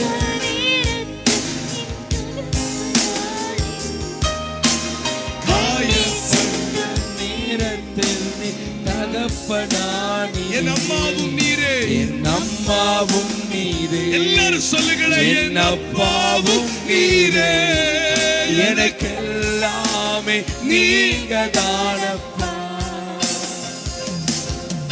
என் அம்மாவும் நீரே, என் அப்பாவும் நீரே, எனக்கெல்லாமே நீங்க சொல்லுங்களேன். என் கூடவே இரு. ஓ இயேசுவே, நீர் இல்லாமல் நான் வாழ. தயவு செய்து வெட்கப்படாதீங்க. என்ன அழணும்னா அழுங்க, ஆராதிக்கணும்னா ஆராதிங்க, அப்பான்னு கூப்பிடணும்னா கூப்பிடுங்க. உங்க சத்தத்தை கேட்க ஏக்கத்தோடு வந்திருக்கிறார். வாழ முடியாது. என் கூடவே இரும். ஓ இயேசுவே, இல்லாமல் நான் வாழ முடியாது. வண்டர்ஃபுல்லா என் பக்கத்திலே இரும். ஓ இயேசுவே, இல்லாமல் வாழ முடியாது. கவனிங்க, ஏன் சீஷர்களை துரிதப்படுத்தினார்? இங்க ஏன் எலிசாவை மாத்திரம் துரிதப்படுத்தினார்? நான் ஏற்கனவே சொன்னேன், 150களுக்கு மேல் தீர்க்கதரிசிகளின் புத்திரர்கள் இருந்தும் ஏன் எலிசாவை மாத்திரம் அவர் துரிதப்படுத்தினார் பெற்றுக்கொள்வதற்கு? ஏன் கற்றுக்கொள்ளுவோம், சீக்கிரமா நாம் ஜெபிப்போம். அதற்கு ஒரே ஒரு காரணம். 2 ராஜாக்கள் 2ஆம் அதிகாரம் 3ஆம் வசனம். இது சபையோடு உள்ள தீர்க்கதரிசன வார்த்தை, சபைக்காகவே கர்த்தர் சொல்ல சொன்ன வார்த்தை. 2 Kings chapter 2 verses 3. அப்பொழுது பெத்தேலில் இருந்த தீர்க்கதரிசிகளின் புத்திரர், பெத்தேலில் இருக்கிற தீர்க்கதரிசிகளின் புத்திரர் எலிசாவினிடத்திற்கு வந்து, இன்றைக்கு கர்த்தர் உனக்கு தலைமையாய் இருக்கிற, என்ன கவனிக்கணும், உனக்கு தலைமையாய் இருக்கிற உன் எஜமானனை உன்னை விட்டு எடுத்துக் கொள்ள போகிறார். ஓஹோ, உனக்கு தலைவனா இருக்கிற, உனக்கு எஜமானனா இருக்கிற உன் எஜமானனை கவனிங்க. அவ்வளவுதான். இதுக்காகத்தான் எலிசாவை துரிதப்படுத்தினார். இந்த என்ன சொல்லியிருந்திருக்கணும், ஆக்சுவலி என்ன கவனிங்களேன், என்ன சொல்லியிருந்திருக்கணும்னா, எலிசாவை உனக்கு தெரியுமா, நமக்கு தலைமையா இருக்கிற, சோறு இங்க வர சாப்பிட்டாலோ சொல்லுங்க, நமக்கு தலைமையா இருக்கிற நம்முடைய எஜமானன கலைஞரே சொல்லியிருக்காரு, நானு சொன்னா உதடு ஒட்டாதான், நாம்னு சொன்னா ஒட்டுமா. ஆனா இவனுக்கு நாம்னு வரமாட்டேங்க.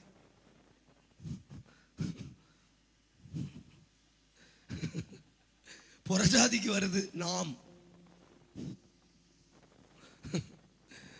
என்ன கடல்ல தூக்கி போடுங்க, கட்டையா மதப்பேன்னு அவர் சொல்றாரு.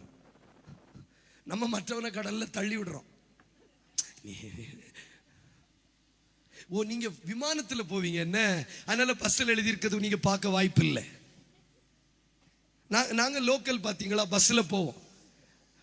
பஸ்ல போய் தான் திருக்குறளே படிச்சேன். அகர முதல் எழுத்து இல்லாம ஆதி பகவான் முதலோட ஃபர்ஸ்ட் எய்ட் பாக்ஸ் மேல இருக்கும். 2+1. பயணச்சீட்டு இல்லாமல் பிரயாணம் செய்தால் ₹500 அபராதம், இல்லைன்னா 600 6 மாதம் சிறை தண்டனை. கரம் சிரம் புறம் வெளியே நெட்டாதிருங்கள், படிக்கட்டில் நின்று பயணம் செய்யாதிருங்கள், நரம்பு தளர்ச்சி இதான் பஸ்ல இருக்கும். இவங்களுக்கு தெரிய மாட்டேங்குது சார். அல்ல பிரதர், இவங்க பஸ்ல போல இல்ல, மெய்யூர்ல ஏர்போர்ட் வரப்போதோ.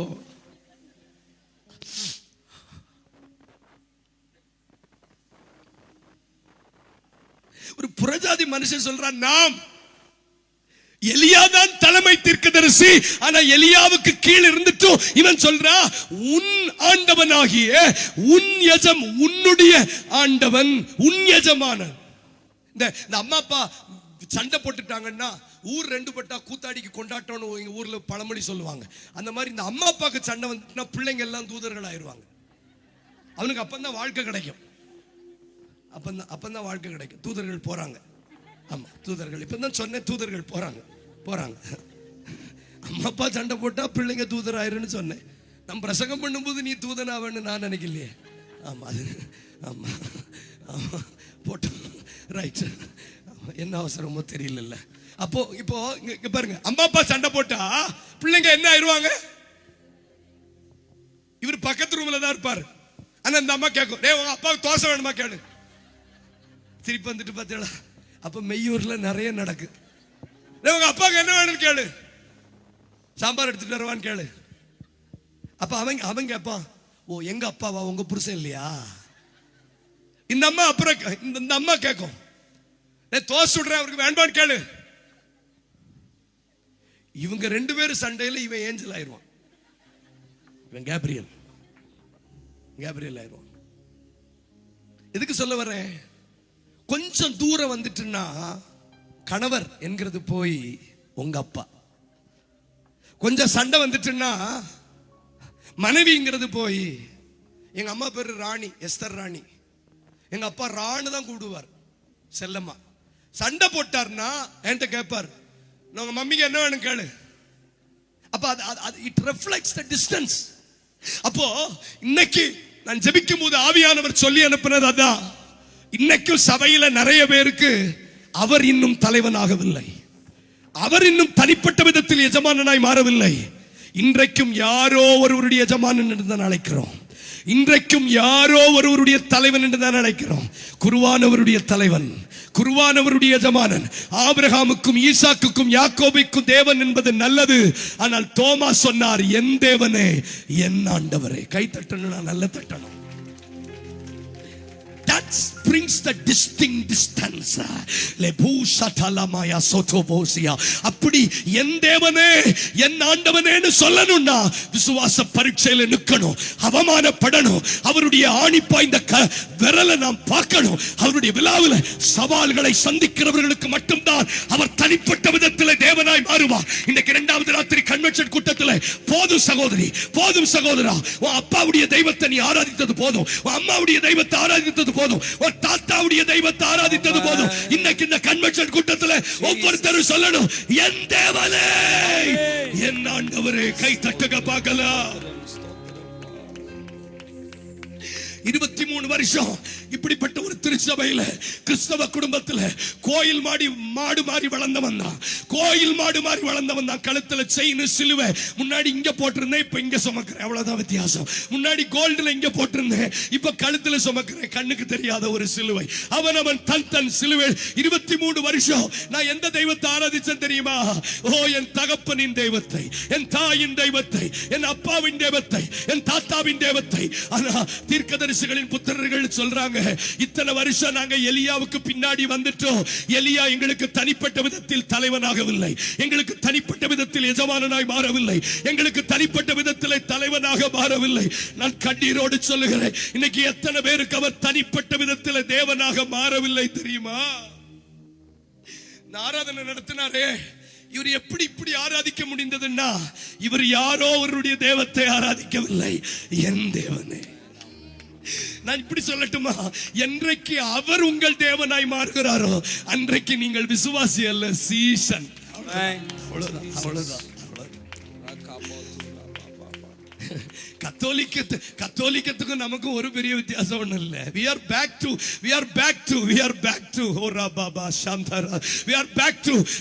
to Roman. தெரியுமா உங்களுக்கு? we are back to Vatican. உங்களுக்கு தெரியுமா?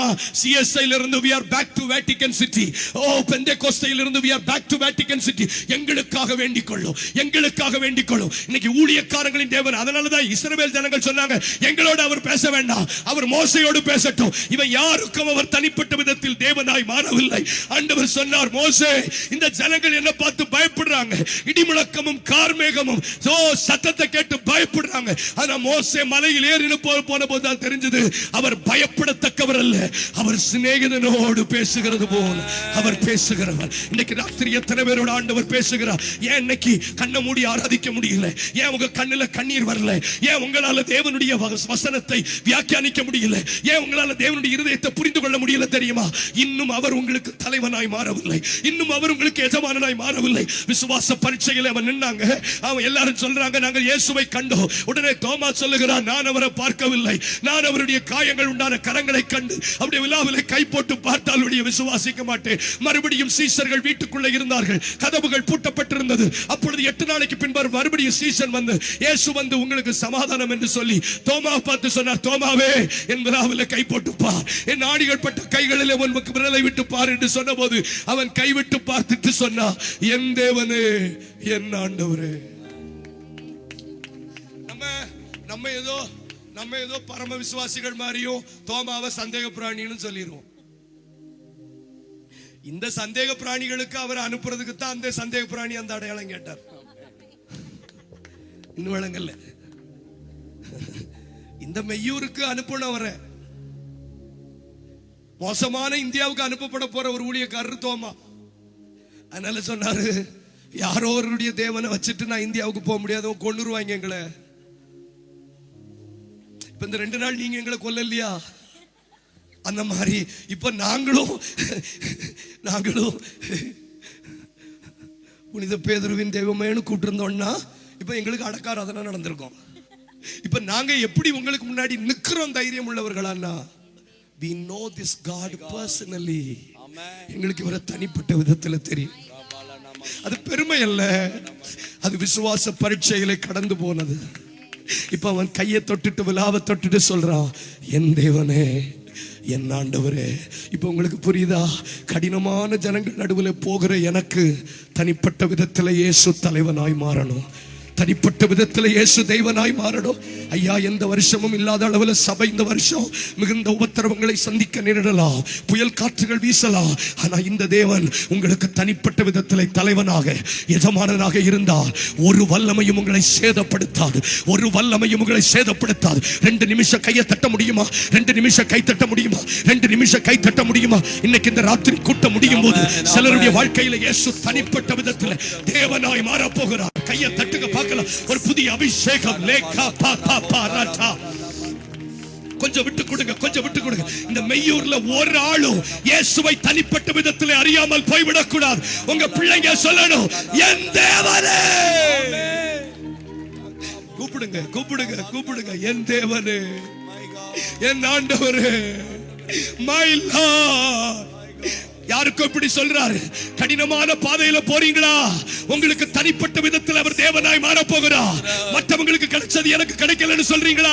மற்றவங்க பார்த்த இயேசுவை நான் பார்க்காம போயிட்டேனே, மற்றவங்களுக்கு கிடைச்ச அனுபவம் எனக்கு கிடைக்கலன்னா உனக்கு அவர் தனிப்பட்ட விதத்தில் தலைவனாய் மாற போகிறார். ஓ ரபாகாயானோஸ் லீபாகாதாஸ். நல்ல கை தட்டுங்க. உனக்கு தனிப்பட்ட விதத்தில் அவர் தேவனாய் மாற போகிறார். உனக்கு தனிப்பட்ட விதத்தில் ஒரு தேவனாய் மாற போகிறார். சிலர் மேல வல்லமை இறங்கி வருகிறது, சிலர் மேல அபிஷேகம். ருஷகதா. இன்னும் தனிப்பட்ட விதத்தில், தனிப்பட்ட விதத்தில், தனிப்பட்ட விதத்தில் தயவு செய்து கண்ண மூடுங்க. ஆவியானுடைய வல்லமை இறங்கி வருகிறது. யாரும் போகாத கடினமான பாதையில போறேன்னு சொல்றீங்களா? உனக்கு அவர் தனிப்பட்ட விதத்தில் தேவனாக இந்த வருஷம் நீங்க சொல்ல போறீங்க, ஆபிரகாமின் தேவனே அல்ல, என் தேவனே, என் தேவனே. is more effective. That is more effective. ஒரு வல்லமை இறங்கி வருகிறது, ஒரு அபிஷேகம் இறங்கி வருகிறது. ருகபபபா ரகததகதரா fire. ஒரு அபிஷேகத்தின் வல்லமை. என் தேவனே, என் தேவனே, என் ஆண்டவரே, என் தேவனே, அம்மாவும் நீரே, என் அப்பாவும். அது எப்படி இருக்கு பாத்தீங்களா? அது எப்படி இருக்கு பாத்தீங்களா? எப்படி இருக்கு பாத்தீங்களா? இது எப்படி இருக்கு பாத்தீங்களா? என் அம்மாவும் நீரே, என் அப்பாவும் நீரே, எனக்கெல்லாமே நீங்கதானப்பா. என் தேவனே, என் அப்பாவும் நீரே, என் அப்பாவும் நீரே, எனக்கெல்லாமே நீங்கதானப்பா.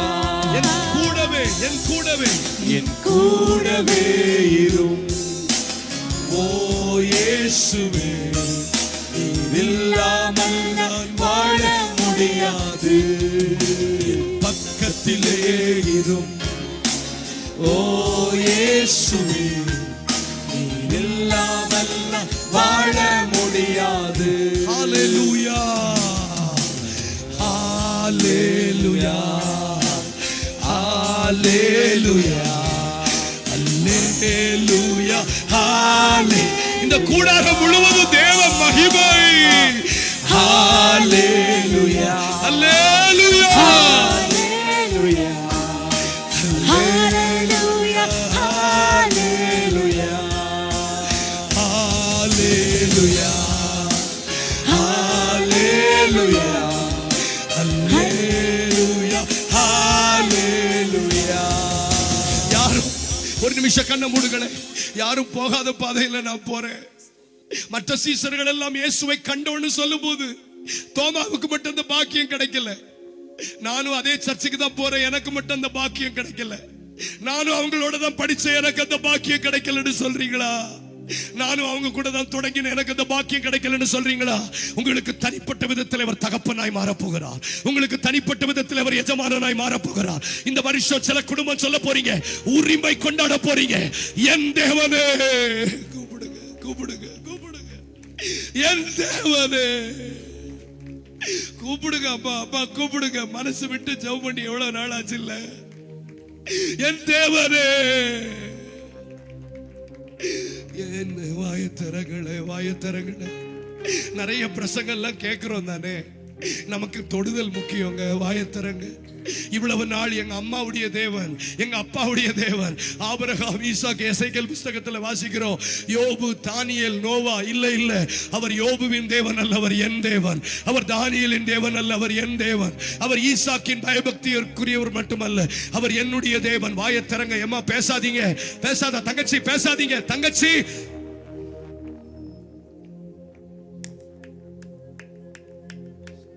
மற்றவங்க வாய் திறந்து ஜெபம் பண்ணுங்க. என்ன சிரிப்பு வேண்டி கிடக்கு உங்களுக்கு? விளையாடுறதா இருந்தா எழுப்பி வெளியே போயிருங்க தயவு செய்து. சாப்பிடும் போது வாங்க. ப்ரே அண்ணன், ப்ரே, ஜெபிங்களே ப்ளீஸ். ஐயா ஜெபிங்க. எதுக்கு இவ்வளவு போராட்டம்?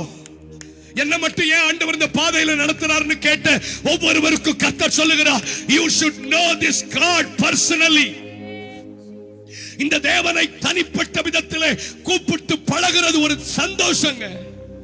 அது ஒரு பிரிவிலேஜ், அது ஒரு பாக்கியம். ஆனா மெய்யூர் சபையில எத்தனை பேருக்கு அந்த தைரியம் இருக்கு? என் தேவனே, என் ஆண்டவரே என்று கூப்பிடணுங்க. He is my Lord, He is my God. என் அம்மாவும் நீரே, என் அப்பாவும் நீரே, எனக்கெல்லாமே நீங்கதானப்பா. என் அம்மாவும் நீரே, என் அப்பாவும் நீரே, எனக்கெல்லாமே நீங்கதானப்பா. இப்போ கவனிங்க, இந்த ஸ்டேட்மெண்ட் எலியா காதுக்கு போகுது. யார் காதுக்கு போகுது? பேசுங்க. யார் காதுக்கு போகுது? எல்லாரும் சொல்ல ஆரம்பிச்சுட்டாங்க, எலிசாவினுடைய தலைவன் யாரு? எலியா. எல்லாரும் சொல்ல ஆரம்பிச்சுட்டாங்க, எலிசாவினுடைய எஜமானன் யாரு? எல்லாரும் சொல்லிட்டாங்க, சொல்ல everybody begin to confess. எல்லாரும் சொல்ல ஆரம்பிச்சுட்டாங்க, இந்த எலிசாவினுடைய தலைவன் யார் தெரியுமா? எலியா. எல்லாரும் சொல்ல ஆரம்பிச்சுட்டாங்க, எலிசாவினுடைய எஜமானன் யார் தெரியுமா? எலியா. இப்ப எலியாவுக்கு பிரஷர் கூடுது. எலியாவுக்கு பிரஷர் கூடுது. என்ன பிரஷர் கூடுது? எல்லாரும் சொல்ல, எல்லாருக்கும் தெரிஞ்சு போச்சு, எலிசாவுக்கு நான் தான் தலைவன், எலிசாவுக்கு நான் தான் மென்டார், எலிசாவுக்கு நான் தான் டீச்சர், எலிசாவுக்கு நான் தான் மாஸ்டர்னு எல்லாருக்கும் தெரிஞ்சு போச்சு. இப்ப நாளைக்கு எலிசா தோத்து போயிட்டான்னா எல்லாரும் யார சொல்லுவாங்க தெரியுமா? படிச்ச பள்ளிக்கூடம் சரியில்லைன்னு சொல்லுவாங்க. இதுக்கு மேல என்னால அரைச்சு தர முடியாது, இதுக்கு மேல அரைச்சு கூழாக்கி தர முடியாது சார். அதனால தான் சில பெற்றோர்கள் பணம் செலவானாலும் பரவாயில்லைன்னு சில பிள்ளைங்களை காஸ்ட்லியான ஸ்கூல்ல படிக்க வைக்கிறாங்க. கோடை பப்ளிக் ஸ்கூல்ல படிக்க வைக்கிறாங்க, ஊட்டி கான்வென்ட்ல படிக்க வைக்கிறாங்க. ஏன் பெரிய பள்ளிக்கூடத்துல படிக்க வைக்கிறீங்க? உங்க விரலுக்கு ஏத்த வீக்க உங்களுக்கு வேண்டாமா? இவ்வளோ பெரிய ஸ்கூல்ல படிக்க வைக்கிறீங்களே, வருஷத்துக்கு இவ்வளவு ஃபீஸ். அதுக்கு அந்த அம்மா சொல்லுது, என் பையன் மக்கு பையன், ஆனா அந்த ஸ்கூல்ல படிச்சா ஸ்கூல் அவனை பாஸ் ஆக்கிரோன்னு. நான் சொல்றேன், பரலோக ராஜ்யம் ஒரு பள்ளிக்கூடம். இந்த பள்ளிக்கூடத்தில் நீங்களும் நானும் மாணவர்களானால் இந்த பள்ளிக்கூடம் அடிச்சு உதைச்சாவது நம்மளை பாஸ் ஆக்க வைக்கும். இன்னும் புரியல பாத்தீங்களா? இன்னும் புரியல. இப்ப எலியாவுக்கு மேல பிரஷர் வந்துட்டு எல்லாரும் சொல்ல ஆரம்பிச்சுட்டாங்க, எலிசாவினுடைய தலைவன் யார் தெரியுமா? எலியா. எங்க அம்மா ஸ்கூல் டீச்சரா இருக்கிறதுனால எங்க வீட்டுல எங்க அம்மா இருக்கும்போது நிறைய போன் கால்ஸ் வரும். நிறைய பிள்ளைங்களுடைய பேரண்ட்ஸ் போன் பண்ணுவாங்க, டீச்சர் என் பையனை பரிட்சை எழுத விடுங்க டீச்சர், என் பையனுக்கு ஹால் டிக்கெட் கொடுங்கன்னு கேட்பாங்க.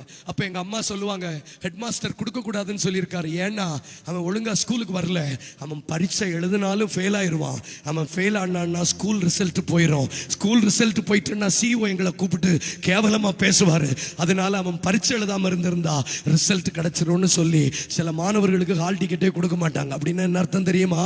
நீ தோற்றால் பள்ளிக்கூடத்திற்கு அவமானம், நாம் தோற்றால் பள்ளிக்கூடத்திற்கு அவமானம். இப்ப எலிசாவை ஏன் துரிதப்படுத்துறாருன்னா, எல்லாருக்கும் தெரிஞ்சு போச்சு எலிசாவினுடைய தலைவன் எலியான்னு. எல்லாருக்கும் தெரிஞ்சு போச்சு எலிசா படித்த பள்ளிக்கூடம் எலியாவின் பள்ளிக்கூடம். எல்லாருக்கும் தெரிஞ்சு போச்சு Elijah is the leader for Elisha. அதனால இப்ப எலியா சொல்றாரு, நீ மத்தவங்க ஜெயிக்கிறாங்க தோக்குறாங்க, ஐ டோன்ட் கேர், ஆனா நீ ஜெயிக்கணும், உன்னை ஜெயிக்க வைப்பேன். இன்னைக்கு ராத்திரி கர்த்தர் மெய்யூர் சபைக்கு சொல்லுகிறார், நீங்களே வேண்டான்னு சொன்னாலும் கர்த்தர் உங்களை விட போகிறதில்லை. இந்த வருஷம் உன்னை இரட்டிப்பான அபிஷேகத்தை பெற வைப்பார். இரட்டிப்பான நன்மைகளுக்கு விசுவாசிக்கிறவங்க மட்டும் கைகளை தட்டுங்க பார்க்கலாம். I am not fool. நான் கர்த்தருடைய வசனத்தை பேசுறது சரியா இருக்குமா? நான் கையை தட்டி தேவனுக்கு மகிமை செலுத்துங்க. 150 தீர்க்கதரிசிகளை பற்றி அவருக்கு கவலை இல்லை. ஏன்னா அவன் தோத்தாலும் ஜெயிச்சாலும் they don't care about. ஏன்னா அவங்களுக்கு நான் தலைவன் இல்ல, அவங்களுக்கு நான் எலியா இல்ல. இப்ப எல்லாருக்கும் தெரிய ஆரம்பிச்சிட்டு, இந்த அக்கா யாருடைய பிள்ளைன்னு தெரிய ஆரம்பிச்சிட்டு, இந்த குடும்பம் யாருடைய பிள்ளைன்னு தெரிய ஆரம்பிச்சிட்டு, எல்லாருக்கும் தெரிய ஆரம்பிச்சிட்டு, இந்த குடும்பம் ஏசப்பா பிள்ளைகள், இந்த குடும்பம் தேவனுடைய பிள்ளைகள். தங்கச்சி நீ படிக்கிற இடம், நீ வேலை செய்யற இடத்துல எல்லாருக்கும் தெரிஞ்சிட்டு, இவங்க வேலை செய்யறதுக்கு முன்னாடி ஜெபம் பண்ணிட்டு வேலை செய்யறவங்க தெரிஞ்சிட்டு, இவங்க எதை செய்தாலும் ஜெபம் பண்ணிட்டு செய்யற ஜனங்கள் தெரிஞ்சு போச்சு, இவங்க எதை செய்தாலும் சிலுவை அடையாளம் போடுகிறவங்க தெரிஞ்சு போச்சு. அதனால நீ தோற்றா சிலுவை தோக்கும், நீ தோற்றா வேதாகமம் தோற்கும், நீ தோற்றா சபை தோற்கும், நீ தோற்றா ஊழியக்காரர் தோப்பாங்க, நீ தோற்றால் இயேசு தோற்பார். அதனால நான் உன்னை ஜெயிக்க வச்சு என் நாமத்தை ஜெயிக்க வைப்பேன். இந்த வருஷம் உங்களால இயேசு ஜெயிக்கணும். கையை தட்டி அமைதியா உட்கார்ந்து என்ன தங்கச்சி அழகா இருக்கு. நான் கண்ணீரோடு சொல்றேன், பைபிள் படிக்கிற நீங்களும் நானும் தோத்தா நாளைக்கு பைபிளை யார் விசுவாசிப்பா? நாளைக்கு யாரும் பைபிளை விசுவாசிப்பா?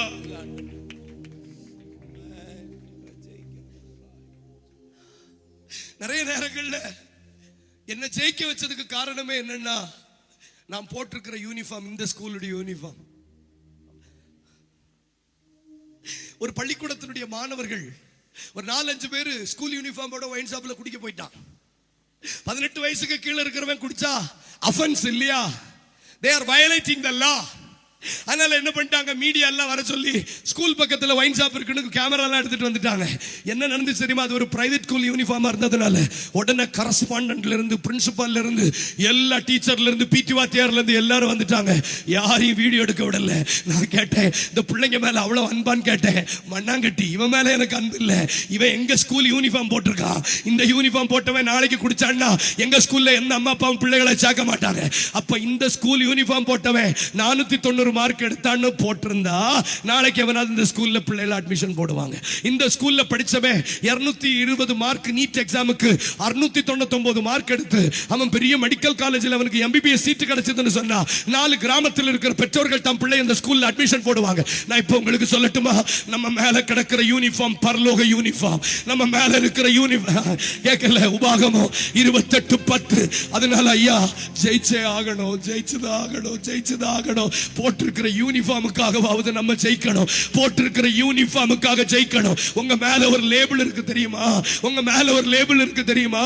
நீங்க மீட்கப்படும் நாளுக்கென்று முத்திரையாய் பெற்ற பரிசுத்த ஆவி உங்க மேல இருக்காரு தெரியுமா?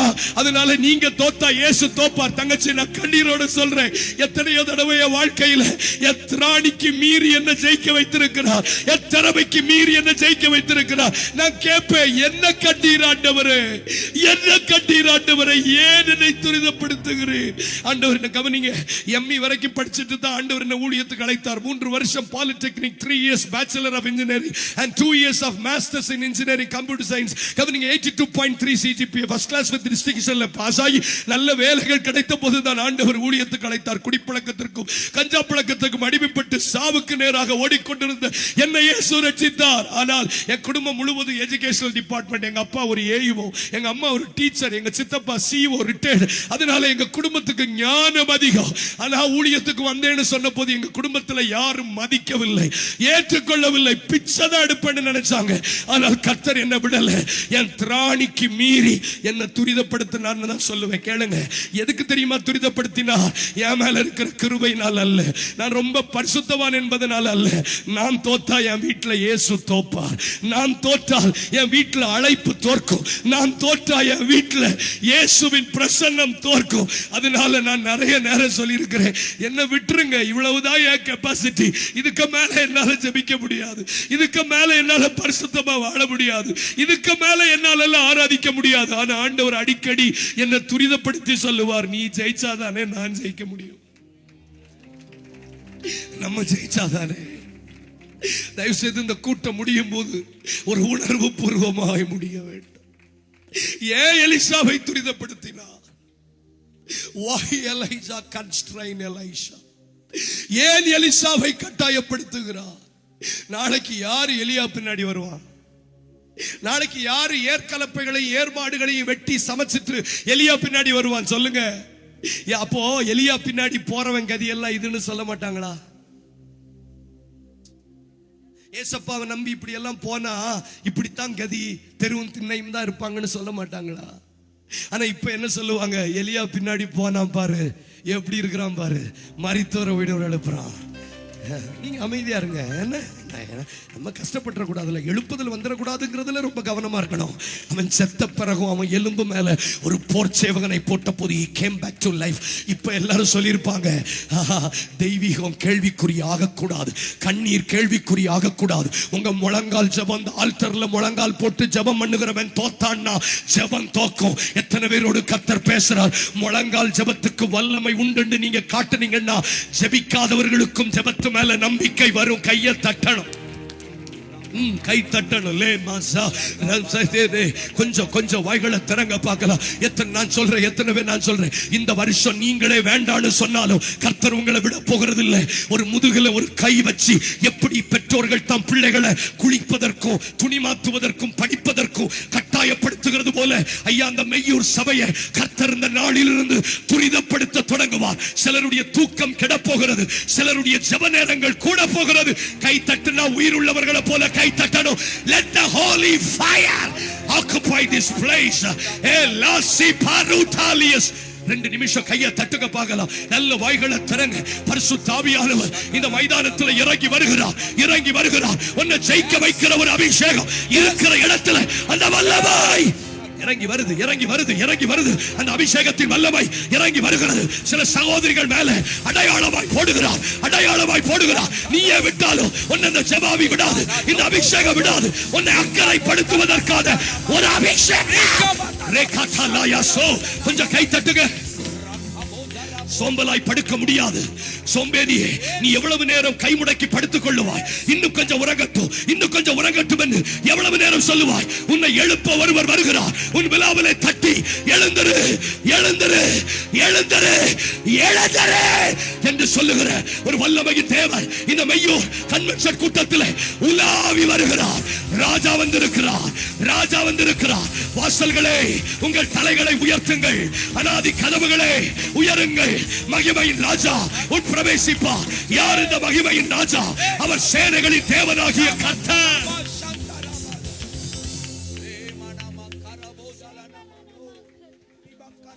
என்ன விட்டுற வேண்டியதானே அக்கா? நம்மளை விட்டுற வேண்டியதானே? அவன் ஜெபிக்கல, அவனை விட்டுற வேண்டியதானே? அவன் பைபிள் படிக்கல, அவனை விட்டுற வேண்டியதானே? ஆண்டவர் சொல்றார், அப்படி விட முடியாது. எல்லாருக்கும் தெரிஞ்சு போச்சு, நான் தான் அவன் எஜமானன் எல்லாருக்கும் தெரிஞ்சு போச்சு. நான் தான் அவன் தலைவன் எல்லாருக்கும் தெரிஞ்சு போச்சு. புரியும்படி பேசட்டுமா? பேதுரு இயேசு விட்டு போயாச்சு. இயேசுவை மறுதலிக்கிறார். எத்தனை தடவை நமக்கு தெரியும்? 3 தடவை. 3வது தடவை மறுதலிக்கும் போது, தங்கச்சி கவனிமா, 3வது தடவை மறுதலிக்கும் போது, அத்தை 26:73 வாசிக்க வேண்டாம், என்ன கவனிங்க. இவனும் அவனோடு இருந்தவன் தான். இவன் பேச்சதை வெளிப்படுத்துகிறது. நான் இப்படி சொல்லட்டுமா? நீங்க எங்க போனாலும் உங்களை கண்டுபிடிச்சிருவாங்க. ஒரு கிறிஸ்தவ விசுவாசி ரொம்ப போராட்டம் வாழ்க்கையில். ஆண்டவருக்கு காத்திருக்க முடியாம ஒரு மந்திரவாதியை தேடி போயிட்டார். நடந்த சம்பவம். தொட்டண்ணா சாட்சி உங்களுக்கு எத்தனை பேருக்கு தெரியும்னு தெரியல. தொட்டண்ணா என்கிற ஒரு மனிதனுடைய சாட்சி. ஒரு மந்திரவாதியை தேடி போயிட்டார் ஒரு விசுவாசி. டோக்கன் வாங்கிட்டு மந்திரவாதியை பார்க்கிறதுக்கு ரெடியா உட்கார்ந்து இருக்கிற தேங்காய், பூ, பழம், சம்பளம் எல்லாம் வாங்கிட்டு இவருடைய டைம் வந்த உடனே இவர் உள்ள போறாரு. அவருக்கு மந்திரம் வேலை செய்யல. அவர் சொல்றாரு, நீ வெளிச்சத்தின் பிள்ளை, நீ எங்கே வந்தன்னு கேட்கிறாரு மந்திரவாதி. You are the children of light. You are the children of light. நான் கண்ணீரோட சொல்றேன், நீங்க எங்க மறுதலிச்சு எங்க போனாலும் உங்க மேல ஒரு அடையாளம் இருக்கு சார். உங்க மேல ஒரு அடையாளம் இருக்கு. என் அம்மாவும் நீரே. ஏன் எங்களால பாவம் செய்ய முடியலன்னா எங்க மேல ஒரு அடையாளம் இருக்கு. அக்கா, உங்க மேல ஒரு அடையாளம் இருக்கு. நீ தோற்றா அவர் தோப்பார். கவனிங்களேன். சரி, மறுதலிச்சுட்டான், விட்டுற வேண்டியதானே? ஏசப்பா யாருன்னே தெரியாதுன்னு சபிக்கவும் சத்தியம் பண்ணவும் தொடங்கிட்டான். விட்டு தொலைய வேண்டியதானே? மறுபடியும் அவனை திபேரியா கடற்கரையில போய் சந்திச்சு, என் ஆடுகளை மேய்ப்பாயாகன்னு எதுக்கு கேட்கணும்? உங்களுக்கு வேற வழி வேலை இல்லையா? எங்க நீங்க இப்ப ஜெபம் பண்ணா 12 லேகியோன் 72,000 தூதர்களை பிதா தருவார்னு சொன்னீங்க தானே இயேசுவே? If I pray to my father, என் பிதாவுக்கிட்ட நான் வேண்டிக் கொண்டா 12 லேகியோன் தூதரை தருவார் immediately. ஒரு லேகியோன்னா 6,000 சார். 6 × 12 72,000 தூதர்களை ஒரு செகண்ட்ல என் ஜெபத்துக்கு தருவார். நான் கேட்கிறேன், மறுதலிச்சவனை ஏன் தேடி போறீங்கன்னு கேட்டா எல்லாருக்கும் தெரிஞ்சு போச்சு, பேதுரு இயேசுனுடைய சீஷன். இயேசுனுடைய சீஷன். இவரே சொல்லிட்டார் நிறைய இடத்துல, எல்லாத்தையும் விட்டுட்டு உம்மை பின்பற்றி வருகிறோம், எங்களுக்கு என்ன தருவீங்க? இப்ப நாளைக்கு மறுதலித்ததோட இவன் வாழ்க்கை முடியுமானா நாளைக்கு யாரும் இயேசுவை பின்பற்ற யோசிப்பாங்க. அதனால இயேசு என்ன பண்ணினார் தெரியுமா? இவன் என் நாமத்தினால் அறியப்பட்டிருக்கிறான் என்கிறதற்காக அவனுடைய பிரசங்கத்தில் 3000 பேரை ரட்சிக்க வைத்து, அவன் நிழல் பட்டு சிலரை சுகமாக்க வைத்து, பேதுருவின் ஊழியத்தை ஒரு அடையாளமாய் மாற்ற வைத்தார். ஏன் தெரியுமா? உங்கள் ஜெயம் அவருடைய ஜெயம். கையை தட்டுங்க, கையை தட்டுங்க. நீ எத்தனை அகல பாதாளத்துல போனாலும் இன்னைக்கு ஒரு கரம் உங்களை தூக்கி எடுக்கத்தான் போகுது. கொஞ்சம் விட்டு கொடுத்துருங்க. ஒரு மின்சாரத்தை போல ஒரு அக்கினி இறங்கி வருகிறது. I see the power of resurrection. உயிர் தெழுந்த வல்லமை இந்த மைதானத்தில் சில தாய்மார்களை அக்கினியாய் நல்ல நல்ல நல்ல கை தட்டுங்க பார்க்கலாம். அப்படியெல்லாம் விட முடியாது, அப்படியெல்லாம் விட முடியாது, அப்படியெல்லாம் விட முடியாது, அப்படியெல்லாம் விட முடியாது. உன்னை நான் பயன்படுத்திய தீர்வு. இந்த மையூர் சபையிலே ஒரு ஜெப ஊழியத்திற்காக உன்னை அபிஷேகம் பண்ணுகிறார். இந்த மையூரிலே ஒரு ஜீவனுள்ள சாட்சியாக கையை தட்டுற நல்ல தட்டுங்க.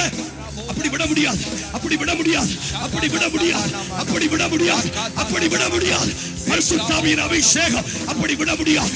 ஹோலி ஃபயர் அப்படி விட முடியாது. உன்னை தோற்க விட மாட்டார்.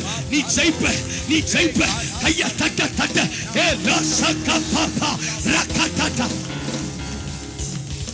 2 நிமிஷம், 2 நிமிஷம், 2 நிமிஷம். ஜெயிக்க வைக்கிற ஒரு அபிஷேகம், ஜெயிக்க வைக்கிற அபிஷேகம், ஜெயிக்க வைக்கிற ஒரு அபிஷேகம், ஜெயிக்க வைக்கிற ஒரு அபிஷேகம். விடாதீங்க, விடாதீங்க. ஓ இருள் விலகுகிறது. இனி தோற்றவன் இல்லை. எனக்கு ஆவியானவர் சொல்லுகிறார், உன் கோத்திரத்தில் பலவீனப்பட்டவன் ஒருவனும் இல்லை. உன் கோத்திரத்தில் பலவீனப்பட்டவன் ஒருவனும் இல்லை. இந்த வருஷம் நான் சொல்றேன், உன் குடும்பத்தில் தோற்றவனுடைய ரெக்கார்ட் இல்லை. உன் குடும்பத்தில் ஜெயிச்சவனுடைய ரெக்கார்ட். உன் பிள்ளைகள் ஜெயிக்கும், உன் கணவன் ஜெயிப்பா. ஏய் மையூர்ல பாவத்தில் விழுந்தான்னு ஒருத்தன் இருக்க கூடாது. ஆக்சிடென்ட் பண்ணான்னு ஒருத்தன் இருக்க கூடாது. கையை தட்டும் போது தேவ வல்லமை. அம்மாவும் நீர் அப்படி விட முடியாது. எல்லாருக்கும் தெரிஞ்சு போச்சு அந்த அம்மாவா ஜெபிக்கிற அம்மான்னு. எல்லாருக்கும் தெரிஞ்சு போச்சு அந்த குடும்பமா சபையில முக்கியமான குடும்பம் எல்லாருக்கும் தெரிஞ்சு போச்சு. இப்ப நீ தோத்தா தெய்வீகம் தோற்கும். அண்ணே கொஞ்சம் வாய திறங்க அண்ணே. நீங்க தோற்றா ஜெபம் தோற்கும். நீங்க தோற்றா ஆராதனை தோற்கும். என்ன சொல்லுவாங்க தெரியுமா? உபவாச கூட்டத்தை முன்னாடி நின்று நடத்துற குடும்பமே தோத்து போயிட்டுன்னா உபவாசம் தோத்துட்டு சொல்ல மாட்டாங்களா? சபையில முன்னணியத்தில் எடுக்கிற குடும்பமே தோத்துட்டுன்னா ஊழிய தோத்துறாதா? அதனாலதான் சொல்றார், நீ இந்த வருஷம் ஜெயிச்சே ஆகணும். நீ ஜெயிச்சே ஆகணும், ஜெயிச்சே ஆகணும். கூப்பிடுங்க, என் அம்மாவும் நீரே, என் அப்பாவும் நீ. அநேகர கர்த்தத்தோட ஆரம்பிக்கிறார். தேங்க்யூ. ஜெபம் கேள்விக்குறியாக விடமாட்டா. ஜெபம் கேள்விக்குறியாக விடமாட்டா. உங்க உங்க உங்க உங்க இடத்துல ஆண்டவர் வந்திருக்கிறார். பேசுங்க பேசுங்க பேசுங்க. நீங்க யாரையும் பார்க்காதீங்க. அண்ணே 2 வார்த்தை ஜெபம் பண்ணுங்க. Thank you Lord. என் வெளிச்சமும் நீரே, என் ஜீவனும் நீரே, எனக்கெல்லாமே நீங்கதானம்மா. கூப்பிடுங்க கூப்பிடுங்க கூப்பிடுங்க. என் வெளிச்சமும் நீரே, என் ஜீவனும் நீரே, எனக்கெல்லாமே நீங்கதானப்பா. என் கூடவே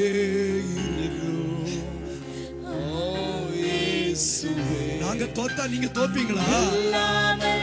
எங்களுக்கு தெரியாம போச்சு, எங்களுக்கு தெரியாம போச்சு.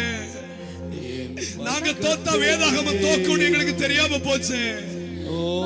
நாங்க தோத்தா ஜெபம் தோக்கும் எங்களுக்கு தெரியாம போச்சு. இன்னைக்கு யாரெல்லாம் தேவனுடைய நாமத்தினாலே அறியப்பட்டிருக்கிறீர்களோ, ஜெபத்தின் மூலமாக அறிமுகமான ஒவ்வொருவருக்கும் சொல்லுகிறார். கிறிஸ்தவர்களாக அறிமுகமான ஒவ்வொருத்தருக்கும் சொல்லுகிறார்.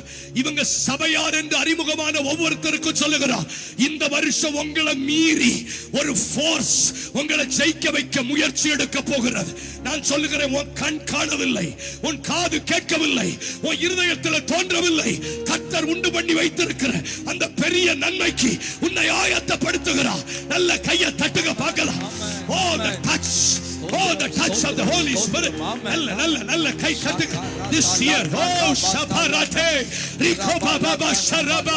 கொஞ்சம் விடுதலையோட அண்ணே, கொஞ்சம் கொஞ்சம் கண்ணை மூடி கையை தட்டுங்க. நீ ஜெயிப்ப. இந்த வருஷம் உன்னை ஜெயிக்க வைப்பா, உன்னை ஜெயிக்க வைப்பா. கொஞ்சம் வாயை திறங்க. Oh, rabaye santarabayato, rikaba baba shambaraba. உங்களை ஜெயிக்க வைக்கிற ஒரு தேவ வல்லமை உங்களை கொஞ்சம் விட்டு கொடுங்க. தப்பு இல்ல, தப்பு இல்ல. கிரீடத்தை இறக்கி வைங்க, தப்பு இல்ல. எம்எஸ்சி எம்எட்ட தூக்கி கீழே போடுங்க. போடுங்க. உன் பிஎஸ்சி பேட தூக்கி கீழே போடுங்க. உன் இன்ஜினியரிங் தூக்கி கீழே போடு. உன் தோட்ட துறவை தூக்கி கீழே போடு. இந்த வருஷம் நீங்க ஜெயிப்பீங்க. மெய்யூர்ல இயேசு ஜெயிப்பா. மெய்யூர்ல சிலுவை ஜெயிக்கும். மெய்யூர்ல ஒரு ஜீவனுள்ள தேவனை ஆராதிக்கிற ஒரு சந்ததி உண்டு என்பதற்கு நீயும் உன் குடும்பமும் சாட்சி. ஏசாயா 8:18 நானும் கர்த்தர் எனக்கு கொடுத்த பிள்ளைகளும் இஸ்ரவேலிலே அற்புதங்களாக அடையாளங்களாக. கையை தட்டுங்க. இவ்வளவு நாள் தோல்விக்கு அடையாளம், இவ்வளவு நாள் பிரச்சனைக்கு அடையாளம், இனி வெற்றிக்கு அடையாளம், உயர்வுக்கு அடையாளம், ஆசீர்வாதத்துக்கு அடையாளம், உயர்வுக்கு ஜெயத்துக்கு அடையாளம்.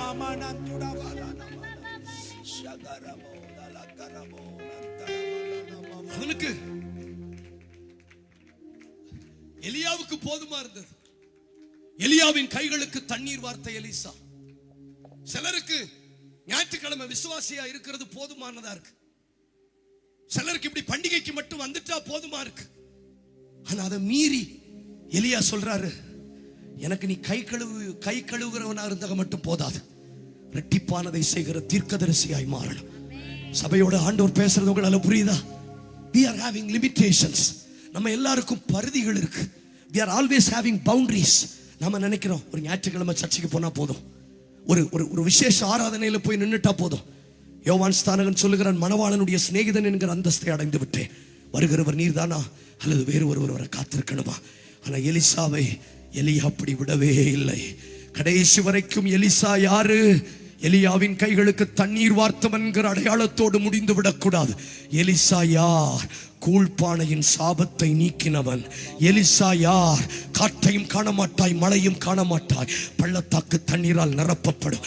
எலிசா யார்? சூனேமியாளுடைய பிள்ளையை உயிரோடு எழுப்பினவன். Who is this Elijah? பரிசுத்தாவியானவர் சொல்லுகிறார், ஒரு விசுவாசி என்கிற அடையாளத்தோடு இந்த ஓட்டத்தை முடிக்க விட மாட்டார். சில குடும்பங்கள் மிஷனரி சபைகளை கட்டும். இந்த சபையிலிருந்து ஒரு மிஷனரி தரிசனங்கள் எழும்ப போகிறது. உன்னை கர்த்தர் தொட்டதுக்கும் உங்களை கர்த்தர் ரட்சித்ததற்கும் தேசங்களை அசைக்கிற சில எலிசாக்களை கர்த்தர் எழுப்பட்டும்னு சொல்றவங்க நாடியில கை வச்சுட்டு உட்கார்ந்து இருந்தா போதுமா? கொஞ்சம் கையை தட்டுங்க. ஏதாவது ஒண்ணு செய்யலாம்ல. இருதயம் துடிக்கணுங்க. இருதயம் துடிக்கணும். என் கூடவே இரு ஓ இயேசுவே,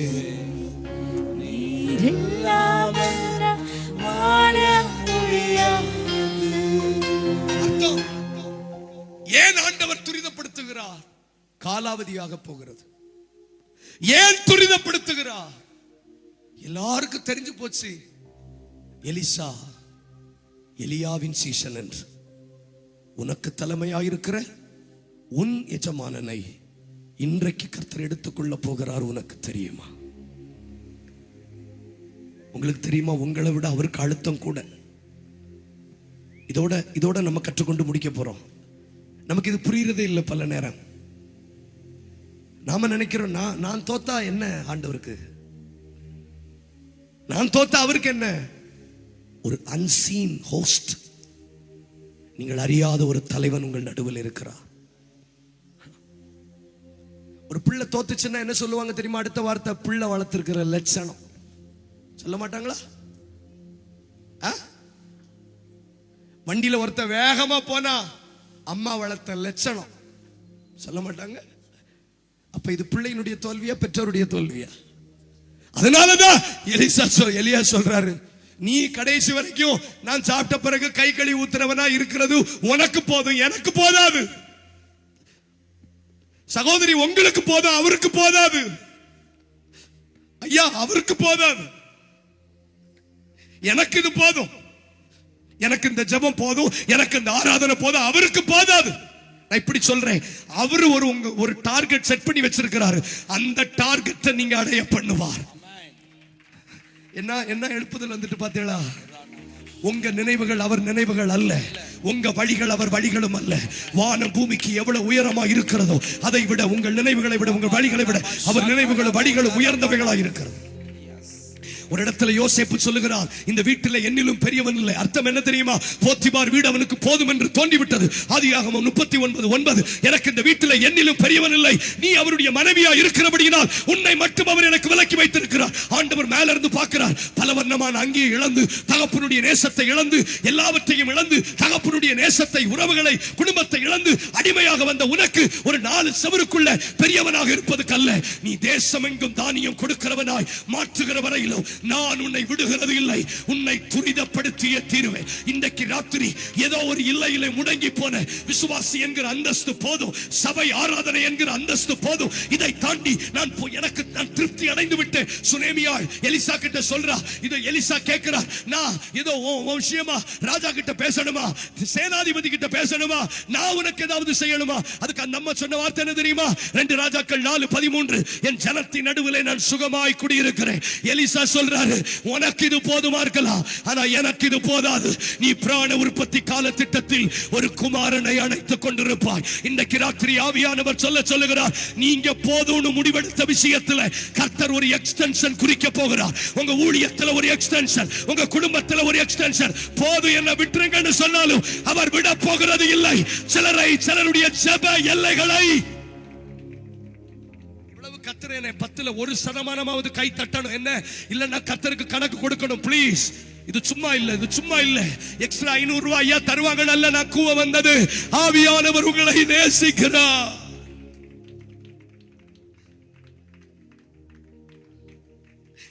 இப்ப நான் சொல்லி முடிக்க போறேன். எலிசாவுக்கு இதெல்லாம் கேட்கணுங்கிற எண்ணமே இல்லை. எலியா கேளுன்னு சொன்ன பிறகுதான் அவனுக்கு அந்த எண்ணமே வந்தது. ரெட்டிப்பான வரத்தை எனக்கு வேணும்னு கேட்க வச்சதே அவரு. நான் இப்படி சொல்றேன், சில ஜெப குறிப்பு நமக்கு வராது ஜெரால்டு பிரதர், வராது ஐயா. சில ஜெப குறிப்பு நமக்கு வராது. ஏன்னா மனுஷர்கள் குறுகின மனப்பான்மையோடு படைக்கப்பட்டவர்கள். இப்படி எல்லாம் ஜெபிக்கவோ பேசவோ யோசிச்சு பாருங்க அக்கா. இப்படிப்பட்ட பண்டிகை காலத்துல குடிச்சிட்டு தெருவும் திண்ணையுமா படுத்து கிடந்த என்ன இடைவிடாமல் வசனத்தை பேச வைக்கிறார்னா, இது நான் அல்ல அவர், இது நான் அல்ல அவர், இது நான் அல்ல அவர். உங்களை மீறின ஜெப குறிப்புகளை உங்களுக்கு தருவார். உங்களை மீறின தேவ திட்டத்தை பெற்றுக்கொள்ளும்படி உங்களை துரிதப்படுத்துவார். எப்படி சொல்றார் தெரியுமா? கேள, ஏதாவது கேள. இது எப்படி இருக்கு தெரியுமா அண்ணே? இந்த வயசான காலத்துல இந்த பெற்றோருக்கு 4 பிள்ளைங்க இருப்பாங்கன்னு வச்சுக்கோங்களேன். அதுல 3 அண்ணன் நல்ல தேறிடும், நல்ல படிச்சு நல்ல வெளிநாட்டுல இருக்கும். இந்த 1 மட்டும் உருப்படாம வீட்டுல இருக்கும். பாத்திருக்கீங்களா? அந்த அந்த அந்த பிள்ளைக்கு அந்த பெற்றார் சொல்லுவா, ஏல நான் உயிரோடு இருக்கும் போது அது எது கடை வைக்க கூடாதா? நான் உயிரோடு இருக்கும்போது ஏதாவது ஒரு பிசினஸ் ஆரம்பிக்க கூடாதா? நான் செத்த பிறகு ஒருத்தன் ஒன்னும் பார்க்க மாட்டான். நான் உயிரோடு இருக்கும் போதாவது ஏதாவது செய்யலன்னு கேட்ட மாதிரி இருக்கு. அதுதான் தகப்பன், அதுதான் தகப்பன், அதுதான் தகப்பன். எலிசா கிட்ட கேட்கிறார், ஏதாவது கேளு. மெய்யூர் சபையை பார்த்து கேட்கிறார், ஏதாவது கேளு. கையை உயர்த்தி கேளுங்க. இன்னைக்கு நான் சொல்லுகிறேன், கர்த்தர் உங்களை துரிதப்படுத்துகிறார் என்பதற்கு அடையாளமாய் இதுவரைக்கும் யோசிக்காத ஜெப குறிப்புகள் உங்க சிந்தனைகள்ல வரப்போகிறது. யோசிக்காத தேவ திட்டங்கள். நல்ல நல்ல நல்ல ஜெபிக்கிறீங்க, நல்ல ஜெபிக்கிறீங்க. விளையாடுங்க, விளையாடுங்க. நான் பாருங்க, நான் வந்து விளையாட வரல அக்கா, நான் விளையாட வரல. நான் தோற்றவன் என்ன, நான் தோற்றவன் என்ன. இன்னைக்கு உங்களுக்கு தெரியாது. இன்னைக்கு எங்கேயோ யாரோ நமக்கு சாப்பாடு போடுறா, ஏதோ கொஞ்சம் நகை இருக்கு, பணம் இருக்குங்கிற தைரியம், திமிரு, ஆணவத்துல நம்ம வாழலாம். ஆனால் கர்த்தருடைய ஊழியக்காரனாய் கண்ணீரோடு சொல்லுகிறேன், 2000 ரூபாய் செல்லாதுன்னு சொன்ன கவர்மெண்ட் ஒரு நாள் நீ வச்சிருக்கிற இடம் உனக்கு சொந்தம் இல்லைன்னு சொல்றதுக்கு எவ்வளவு நேரம் ஆகையா? 2000 ரூபாய் தாள் இன்னைக்கு ராத்திரியில இருந்து செல்லாதுன்னு சொன்ன உடனே எல்லாம் கிணத்துல எல்லாம் சார் தூக்கி போட்டான். ஆமாவா? கழுத்திலையும் காத்திலையும் போட்டிருக்கதும் தோட்டமும் திறமும் உனக்கு சொந்தம் இல்ல, மண்டராட்சியா மாறிட்டு இந்தியான்னு சொன்னா என்ன செய்ய முடியும்? நாம் பயமுறுத்தல. It may happen. அதனால்தான் வேதம் சொல்லுகிறது, உன் பொன்னும் வெள்ளியும் உன்னை தப்புவிக்க மாட்டாது. யானை தந்தத்தினால் கட்டப்பட்ட வீடு அழியும். What is your trust my sister? எதை நம்பி வாழ்றீங்க? கர்த்தர் தந்த ஐஸ்வர்யத்துக்காக ஸ்தோத்திரம், கர்த்தர் தந்த படிப்புக்காக ஸ்தோத்திரம். ஒன்னும் 10ஆம் கிளாஸ் ஃபெயில் ஆயிட்டு நான் ஒன்னும் ஊழியத்துக்கு வரல, அல்லது போலியோல கடந்த என்ன அவங்க அம்மா பொருத்தனை பண்ணி ஊழியத்துக்கு வரல. இயேசுவின் அன்பு தொட்டபடியினால் ஊழியக்காரனானே. சும்மா என்னால சும்மா அங்க காலரா வியாதி வந்து என் பிள்ளை ஊழியத்துக்கு ஒப்பு கொடுக்குற அந்த கேஸ் இல்ல நான் ஊழியத்துக்கு வந்தது. ஐ நோ மை காட், என் தேவனே, என் ஆண்டவரே. ஏதாவது ஒரு எக்ஸ்ட்ரீம்ல சீரியஸ்னஸ் வேணும். நீங்க கொண்டிருக்கிற நம்பிக்கை என்ன? என்ன நம்பிக்கையில உட்கார்ந்து இருக்கிறீங்க? நான் இப்படி ஒரு வார்த்தை பதிவு செய்யட்டுமா? தன்னை நம்பாத எந்த மனிதனும் ஜெபிப்பான். அப்ப நீங்க ஜெபிக்காத யாரும் தன்னை நம்புறான். ஜெபிக்காத எந்த மனிதனும் தன்னை நம்புகிறான், தன் பணத்தை நம்புகிறான், தன்னுடையவைகளை நம்புகிறான். அதனாலதான் சாமுவேலை பால் மறந்த பின்பு என்று போடப்பட்டிருக்கிறது. பால் வீனிங். பால் மட்டும் மறக்க பண்ணல, உனக்கு அம்மா இருக்காங்கிறதே மறக்க பண்ணி, உனக்கு அப்பா இருக்காங்க, உறவுகள் எல்லாம் இருக்காங்கன்னு மறந்ததுனாலதான் சாமுவேல் கர்த்தருக்கு முன்பதாக வளர்க்கப்பட்டான், ஜெபிக்கிறவனாய் மாறினான். கை தட்டி தேவனுக்கு ஸ்தோத்திரம் பண்ணுங்க. நீங்கள் அறியாத ஜெப குறிப்புகள், நீங்கள் அறியாத விண்ணப்பங்கள், கையசைச்சு ஸ்தோத்திரம் பண்ணுங்க பார்க்கலாம். ஆவியானவர் இந்த இடத்துல உலாவி வருகிறார். ஏன் துரிதப்படுத்துகிறார்? நான் சொல்லி முடிக்க போகிறேன்.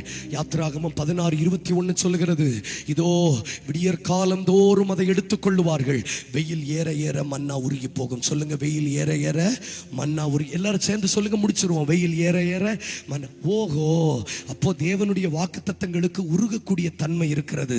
தேவனுடைய தீர்க்க தரிசனங்களுக்கு உருகக்கூடிய தன்மை இருக்கிறது. அது it is having the capacity to melt. அதுக்கு உருகக்கூடிய தன்மை இருக்கிறது.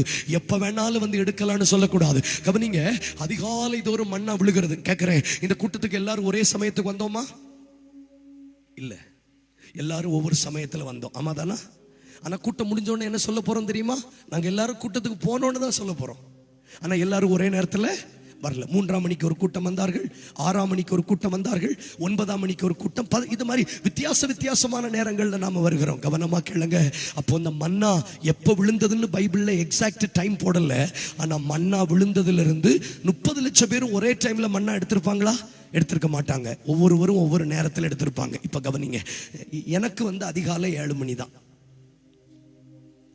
சத்தம் போயிட்டு. நம்ம எல்லாருக்கும் ஒவ்வொரு சட்டம் இருக்கு. சிலருக்கு அதிகாலை 8 மணி, சிலருக்கு அதிகாலை 11 மணி, சிலருக்கு அதிகாலை 5 மணி. மாடு வச்சிருக்கிறவங்க, ஆடு வச்சிருக்கவங்களுக்கு 4 மணிக்கு அதிகாலை. மாடு வச்சிருக்கிற பால் குடிக்கிறவங்களுக்கு 8 மணி அதிகாலை. ஒவ்வொருத்தருக்கும் அதிகாலை வித்தியாசப்படுகிறது. அப்ப 30 லட்சம் பேருக்கும் அலாரம் வச்சு, ஐபோன்ல அலாரம் வச்சா மண்ணா எடுக்க போயிருப்பா? ஒவ்வொருத்தனும் வித்தியாசமான நேரத்துல தானே மண்ணா எடுத்திருப்பா. அப்ப லிசன் கேர்ஃபுல்லி. அப்ப ஐயா 10 மணிக்கு ஒருத்தன் வந்து மண்ணா எடுத்துட்டு என்ன சொல்லிருப்பான் தெரியுமா? ஜெரால்டு பிரதர், எனக்கு கிடைச்ச வாழ்க்கையை பாருங்க. 11 மணிக்கு ஒருத்தன் வந்து சொல்லிருப்பா, எனக்கு கிடைச்ச வாழ்க்கை. இந்த கடவுளுக்கு மனசாட்சி இல்லையா? எனக்கு மட்டும் வாழ்க்கை இப்படி. மேல இருக்க ஒரு சிரிச்சிருப்பாரு. 12 மணிக்கு ஒருத்தன் வந்து சொல்லிருப்பா, மனசாட்சி இல்லாத தேவன் 10 மணிக்கு வந்தவனுக்கு கொடுத்த வாழ்க்கை கூட எனக்கு கிடைக்கலன்னு. ஆண்டவர் சொல்லுவார், எல்லாருக்கும் நான் பரிபூர்ணமான வாழ்க்கையை தான் தந்தேன். ஆனா நீ தாமதிக்க அது உருகி போயிருக்கிறது. இப்ப நான் சொல்லி முடிக்க போகிறேன். நீங்க எந்த வாழ்க்கையை பார்த்து இதுதான் என் வாழ்க்கையான்னு கேட்கிறீங்கன்னா, அது உங்க வாழ்க்கை அல்ல. அது உருகின வாழ்க்கை. தேவ பிரசன்னத்தை உணர தொடங்குறவங்க மட்டும் வாயை திறந்து ஜெபிங்க. வித்தியாசமான மணி நேரத்தில் வந்ததுனாலதான் வேதம் சொல்லுகிறது, இதல்ல உங்க ஊழியம், இதல்ல உங்க தரிசனம். யாரோ ஒரு சகோதரி கேட்கிறீங்க, இதுதான் என் வாழ்க்கையா? கர்த்தர் சொல்லுகிறார், இல்ல, நான் உனக்கு உண்டு பண்ணி வைத்திருக்கிற நன்மை மிக பெரியதாக இருக்கிறது. பின்பு தேவன் மனிதனை தன்னுடைய ரூபத்தின்படி, தன்னுடைய சாயலின்படி சிருஷ்டித்தார். இது அல்ல தேவ சாயல், இது அல்ல தேவ திட்டம். நீ தாமதமாகி வந்ததுனால அது உருகி போய்விட்டது. ஆனா இப்போ ஜீவனுள்ள தேவன் சொல்லுகிறார், என்ன கவனிங்க. ஆண்டவர் எப்படிப்பட்டவர் தெரியுமா? இன்னைக்கு நீ நேரா ரொம்ப லேட் ஆகி வந்ததுனால, உருகின மன்னா கிடைச்சதுனால இதுதான் கடைசி வரைக்கும் உன் வாழ்க்கைன்னு சொல்லி இருந்தா நம்ம எல்லாம் வாழவே முடிந்திருக்காது. ஆனா my God is a God of chances. நம்முடைய தேவன் வாய்ப்புகளின் தேவன். My God is a God of opportunity. என் தேவன் வாய்ப்புகளின் தேவன். நாளைக்கு காலையிலேயும் மன்னா விடும். இனியாவது நீ தீவிரமாய் செயல்பட்டால் உன் வாழ்க்கையின் பரிபூரணத்தை அனுபவிப்பீர்கள் என்று கர்த்தர் சொல்லும்போது எத்தனை பேர் கையை தட்டி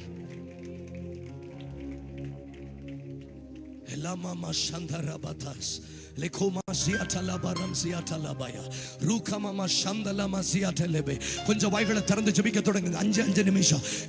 யாரோ முடிவுக்கு வந்துட்டீங்க, யாரோ முடிவுக்கு வந்துட்டீங்க. இப்போ இருக்கிற வாழ்க்கையை பார்த்துட்டு இதுதான் என் வாழ்க்கை, இதுதான் என் வாழ்க்கை, என் குடும்பம் இப்படி ஆயிட்டு, என் ஊழியம் எப்படி ஆயிட்டு. ஆண்டவர் சொல்றாரு, இது இல்ல உன் வாழ்க்கை, இது உருகினது, இது உருகினது, இது உருகினது, இது உருகினது. இனி ஆகிலும் தீவிரப்படுவீங்களா? இனி ஆகிலும் தாமதிக்காம வருவீங்களா? மனம் திரும்புதல தாமதிக்காதீங்க, பிரசங்கிக்கிறதுல தாமதிக்காதீங்க, ஒப்பு கொடுக்கிறதுல தாமதிக்காதீங்க, ஞானஸ்தானம் எடுக்கிறதுல தாமதிக்காதீங்க, உலகத்தை விட்டு வெளியில வர்றதுல தாமதிக்காதீங்க. நீ தாமதிக்க தாமதிக்க உன்னுடைய மன்னா உருகி கொண்டே இருக்கும். உன் வெயில் பட பட பட லாமா சேகே பாராட்டோசியாஸ் ஆவியானவர் சொல்லுகிறார், நான் உண்டு பண்ணி வைத்திருக்கிற திட்டம் பெரியது. இப்ப கவனிங்க, அந்த உருகின மன்னாவை எடுத்துட்டு அவன் அதுக்கு பேர் வைக்கிறான். வெண்மை நிறமா இருந்தது, கொத்தமல்லி அளவா இருந்தது, அது தேனிலிட்ட. நான் சொல்றேன், உருகின மன்னாவுக்கே இந்த எஃபெக்ட்னா ஃபுல்லா எடுத்திருந்தா உங்களுக்கு பசிச்சிட்டா உருகின மன்னாவுக்கே இவ்வளவு டிஸ்கிரிப்ஷனா? உருகின மன்னாவையே தேனிலிட்ட பணியாரம்னு சொல்ல முடியுமானா? என் முழுமையை பார்த்திருந்தா, தேவனுடைய முழுமையை பார்த்திருந்தா, இதுக்கே நன்றி செலுத்துறோமே, நன்றி காணிக்க வைக்கிறோமே. தேவன் ஆயத்தப்படுத்தி வைத்திருந்த முழுமையான வாழ்க்கையை பார்த்தா. ஆனா நான் மறுபடியும் சொல்றேன், இதல்ல உங்க வாழ்க்கை. This is not your life. தேவன் உண்டு பண்ணி வைத்திருக்கிற வாழ்க்கை இதல்ல. 2 விஷயம் சொல்லட்டா? நம்முடைய தாமதம், வெயிலுடைய தாக்கம். சொல்லுங்க, முடிப்போம். நம்முடைய தாமதம், வெயிலுடைய தாக்கம். நாம தாமதிச்சோம், வெயில் அது மேல பட்டது. 3 வசனம் சொல்ல போறேன், என்ன கவனிங்க. 121 சங்கீதம் 6 வசனம், பகலின் வெயிலாகிலும் இரவிலின் நிலவாகிலும் உன்னை சேதப்படுத்தார். அப்போ வெயிலுக்கு சேதப்படுத்தக்கூடிய வல்லமை இருக்கு. லூக்கா 8 அதிகாரம் 6 வசனம், கற்பாறையில விதைக்கப்பட்ட விதைகள் வேறாளமாயிராதபடியினால் வெயில் பட்டு தீந்து போயிற்று. அப்போ வெயிலுக்கு தரிசனத்தை கருக்கக்கூடிய வல்லமை இருக்கிறது. உன்னத பாட்டு 1:6, கருப்பாய் இருக்கிறேன் என்று பாராதியுங்கள், வெயில் என் மேல் பட்டது. வெயில் நம்முடைய காம்ப்ளெக்ஷனை மாற்றக்கூடிய வல்லமை உண்டு. இன்னைக்கு ஆவியானவர் சொல்லுகிறார், நாம நிறைய தாமதிச்சிட்டோம். ஆண்டவர் கேட்கிறார், நீ தாமதிச்சா நான் என்ன செய்வேன்? நீங்களும் நானும் தாமதிச்சா அவர் என்ன செய்வார்? கொஞ்சம் யோசிக்கிறீங்களா? எல்லாத்திலையும் தாமதம். அதிகாலையில் எழும்புறதுல தாமதம், தேவ திட்டங்களை செய்கிறதுல தாமதம். ஆனால் அப்போஸ்தலர் 9:20 அழகாக ஒரு வசனம் போட்டிருக்கிறது, பவுல் தாமதமின்றி கிறிஸ்துவே தேவன் என்று ஆலயங்கள் தோறும் பிரசங்கித்து வந்தான். அதனால அவன் சொல்ல முடிந்தது, நல்ல போராட்டத்தை போராடினேன், விசுவாசத்தை காத்துக்கொண்டேன், ஓட்டத்தை முடித்தேன், இது முதல் எனக்கு நீதி கிரீடம் வைக்கப்பட்டிருக்கிறது. தாமதம் இல்லாமல் நான் இனி செயல்பட்டால் கர்த்தர் எனக்கு வைத்திருக்கிற முழுமையை நாம் பெற்றுக்கொள்ளுவேன்னு சொல்றவன்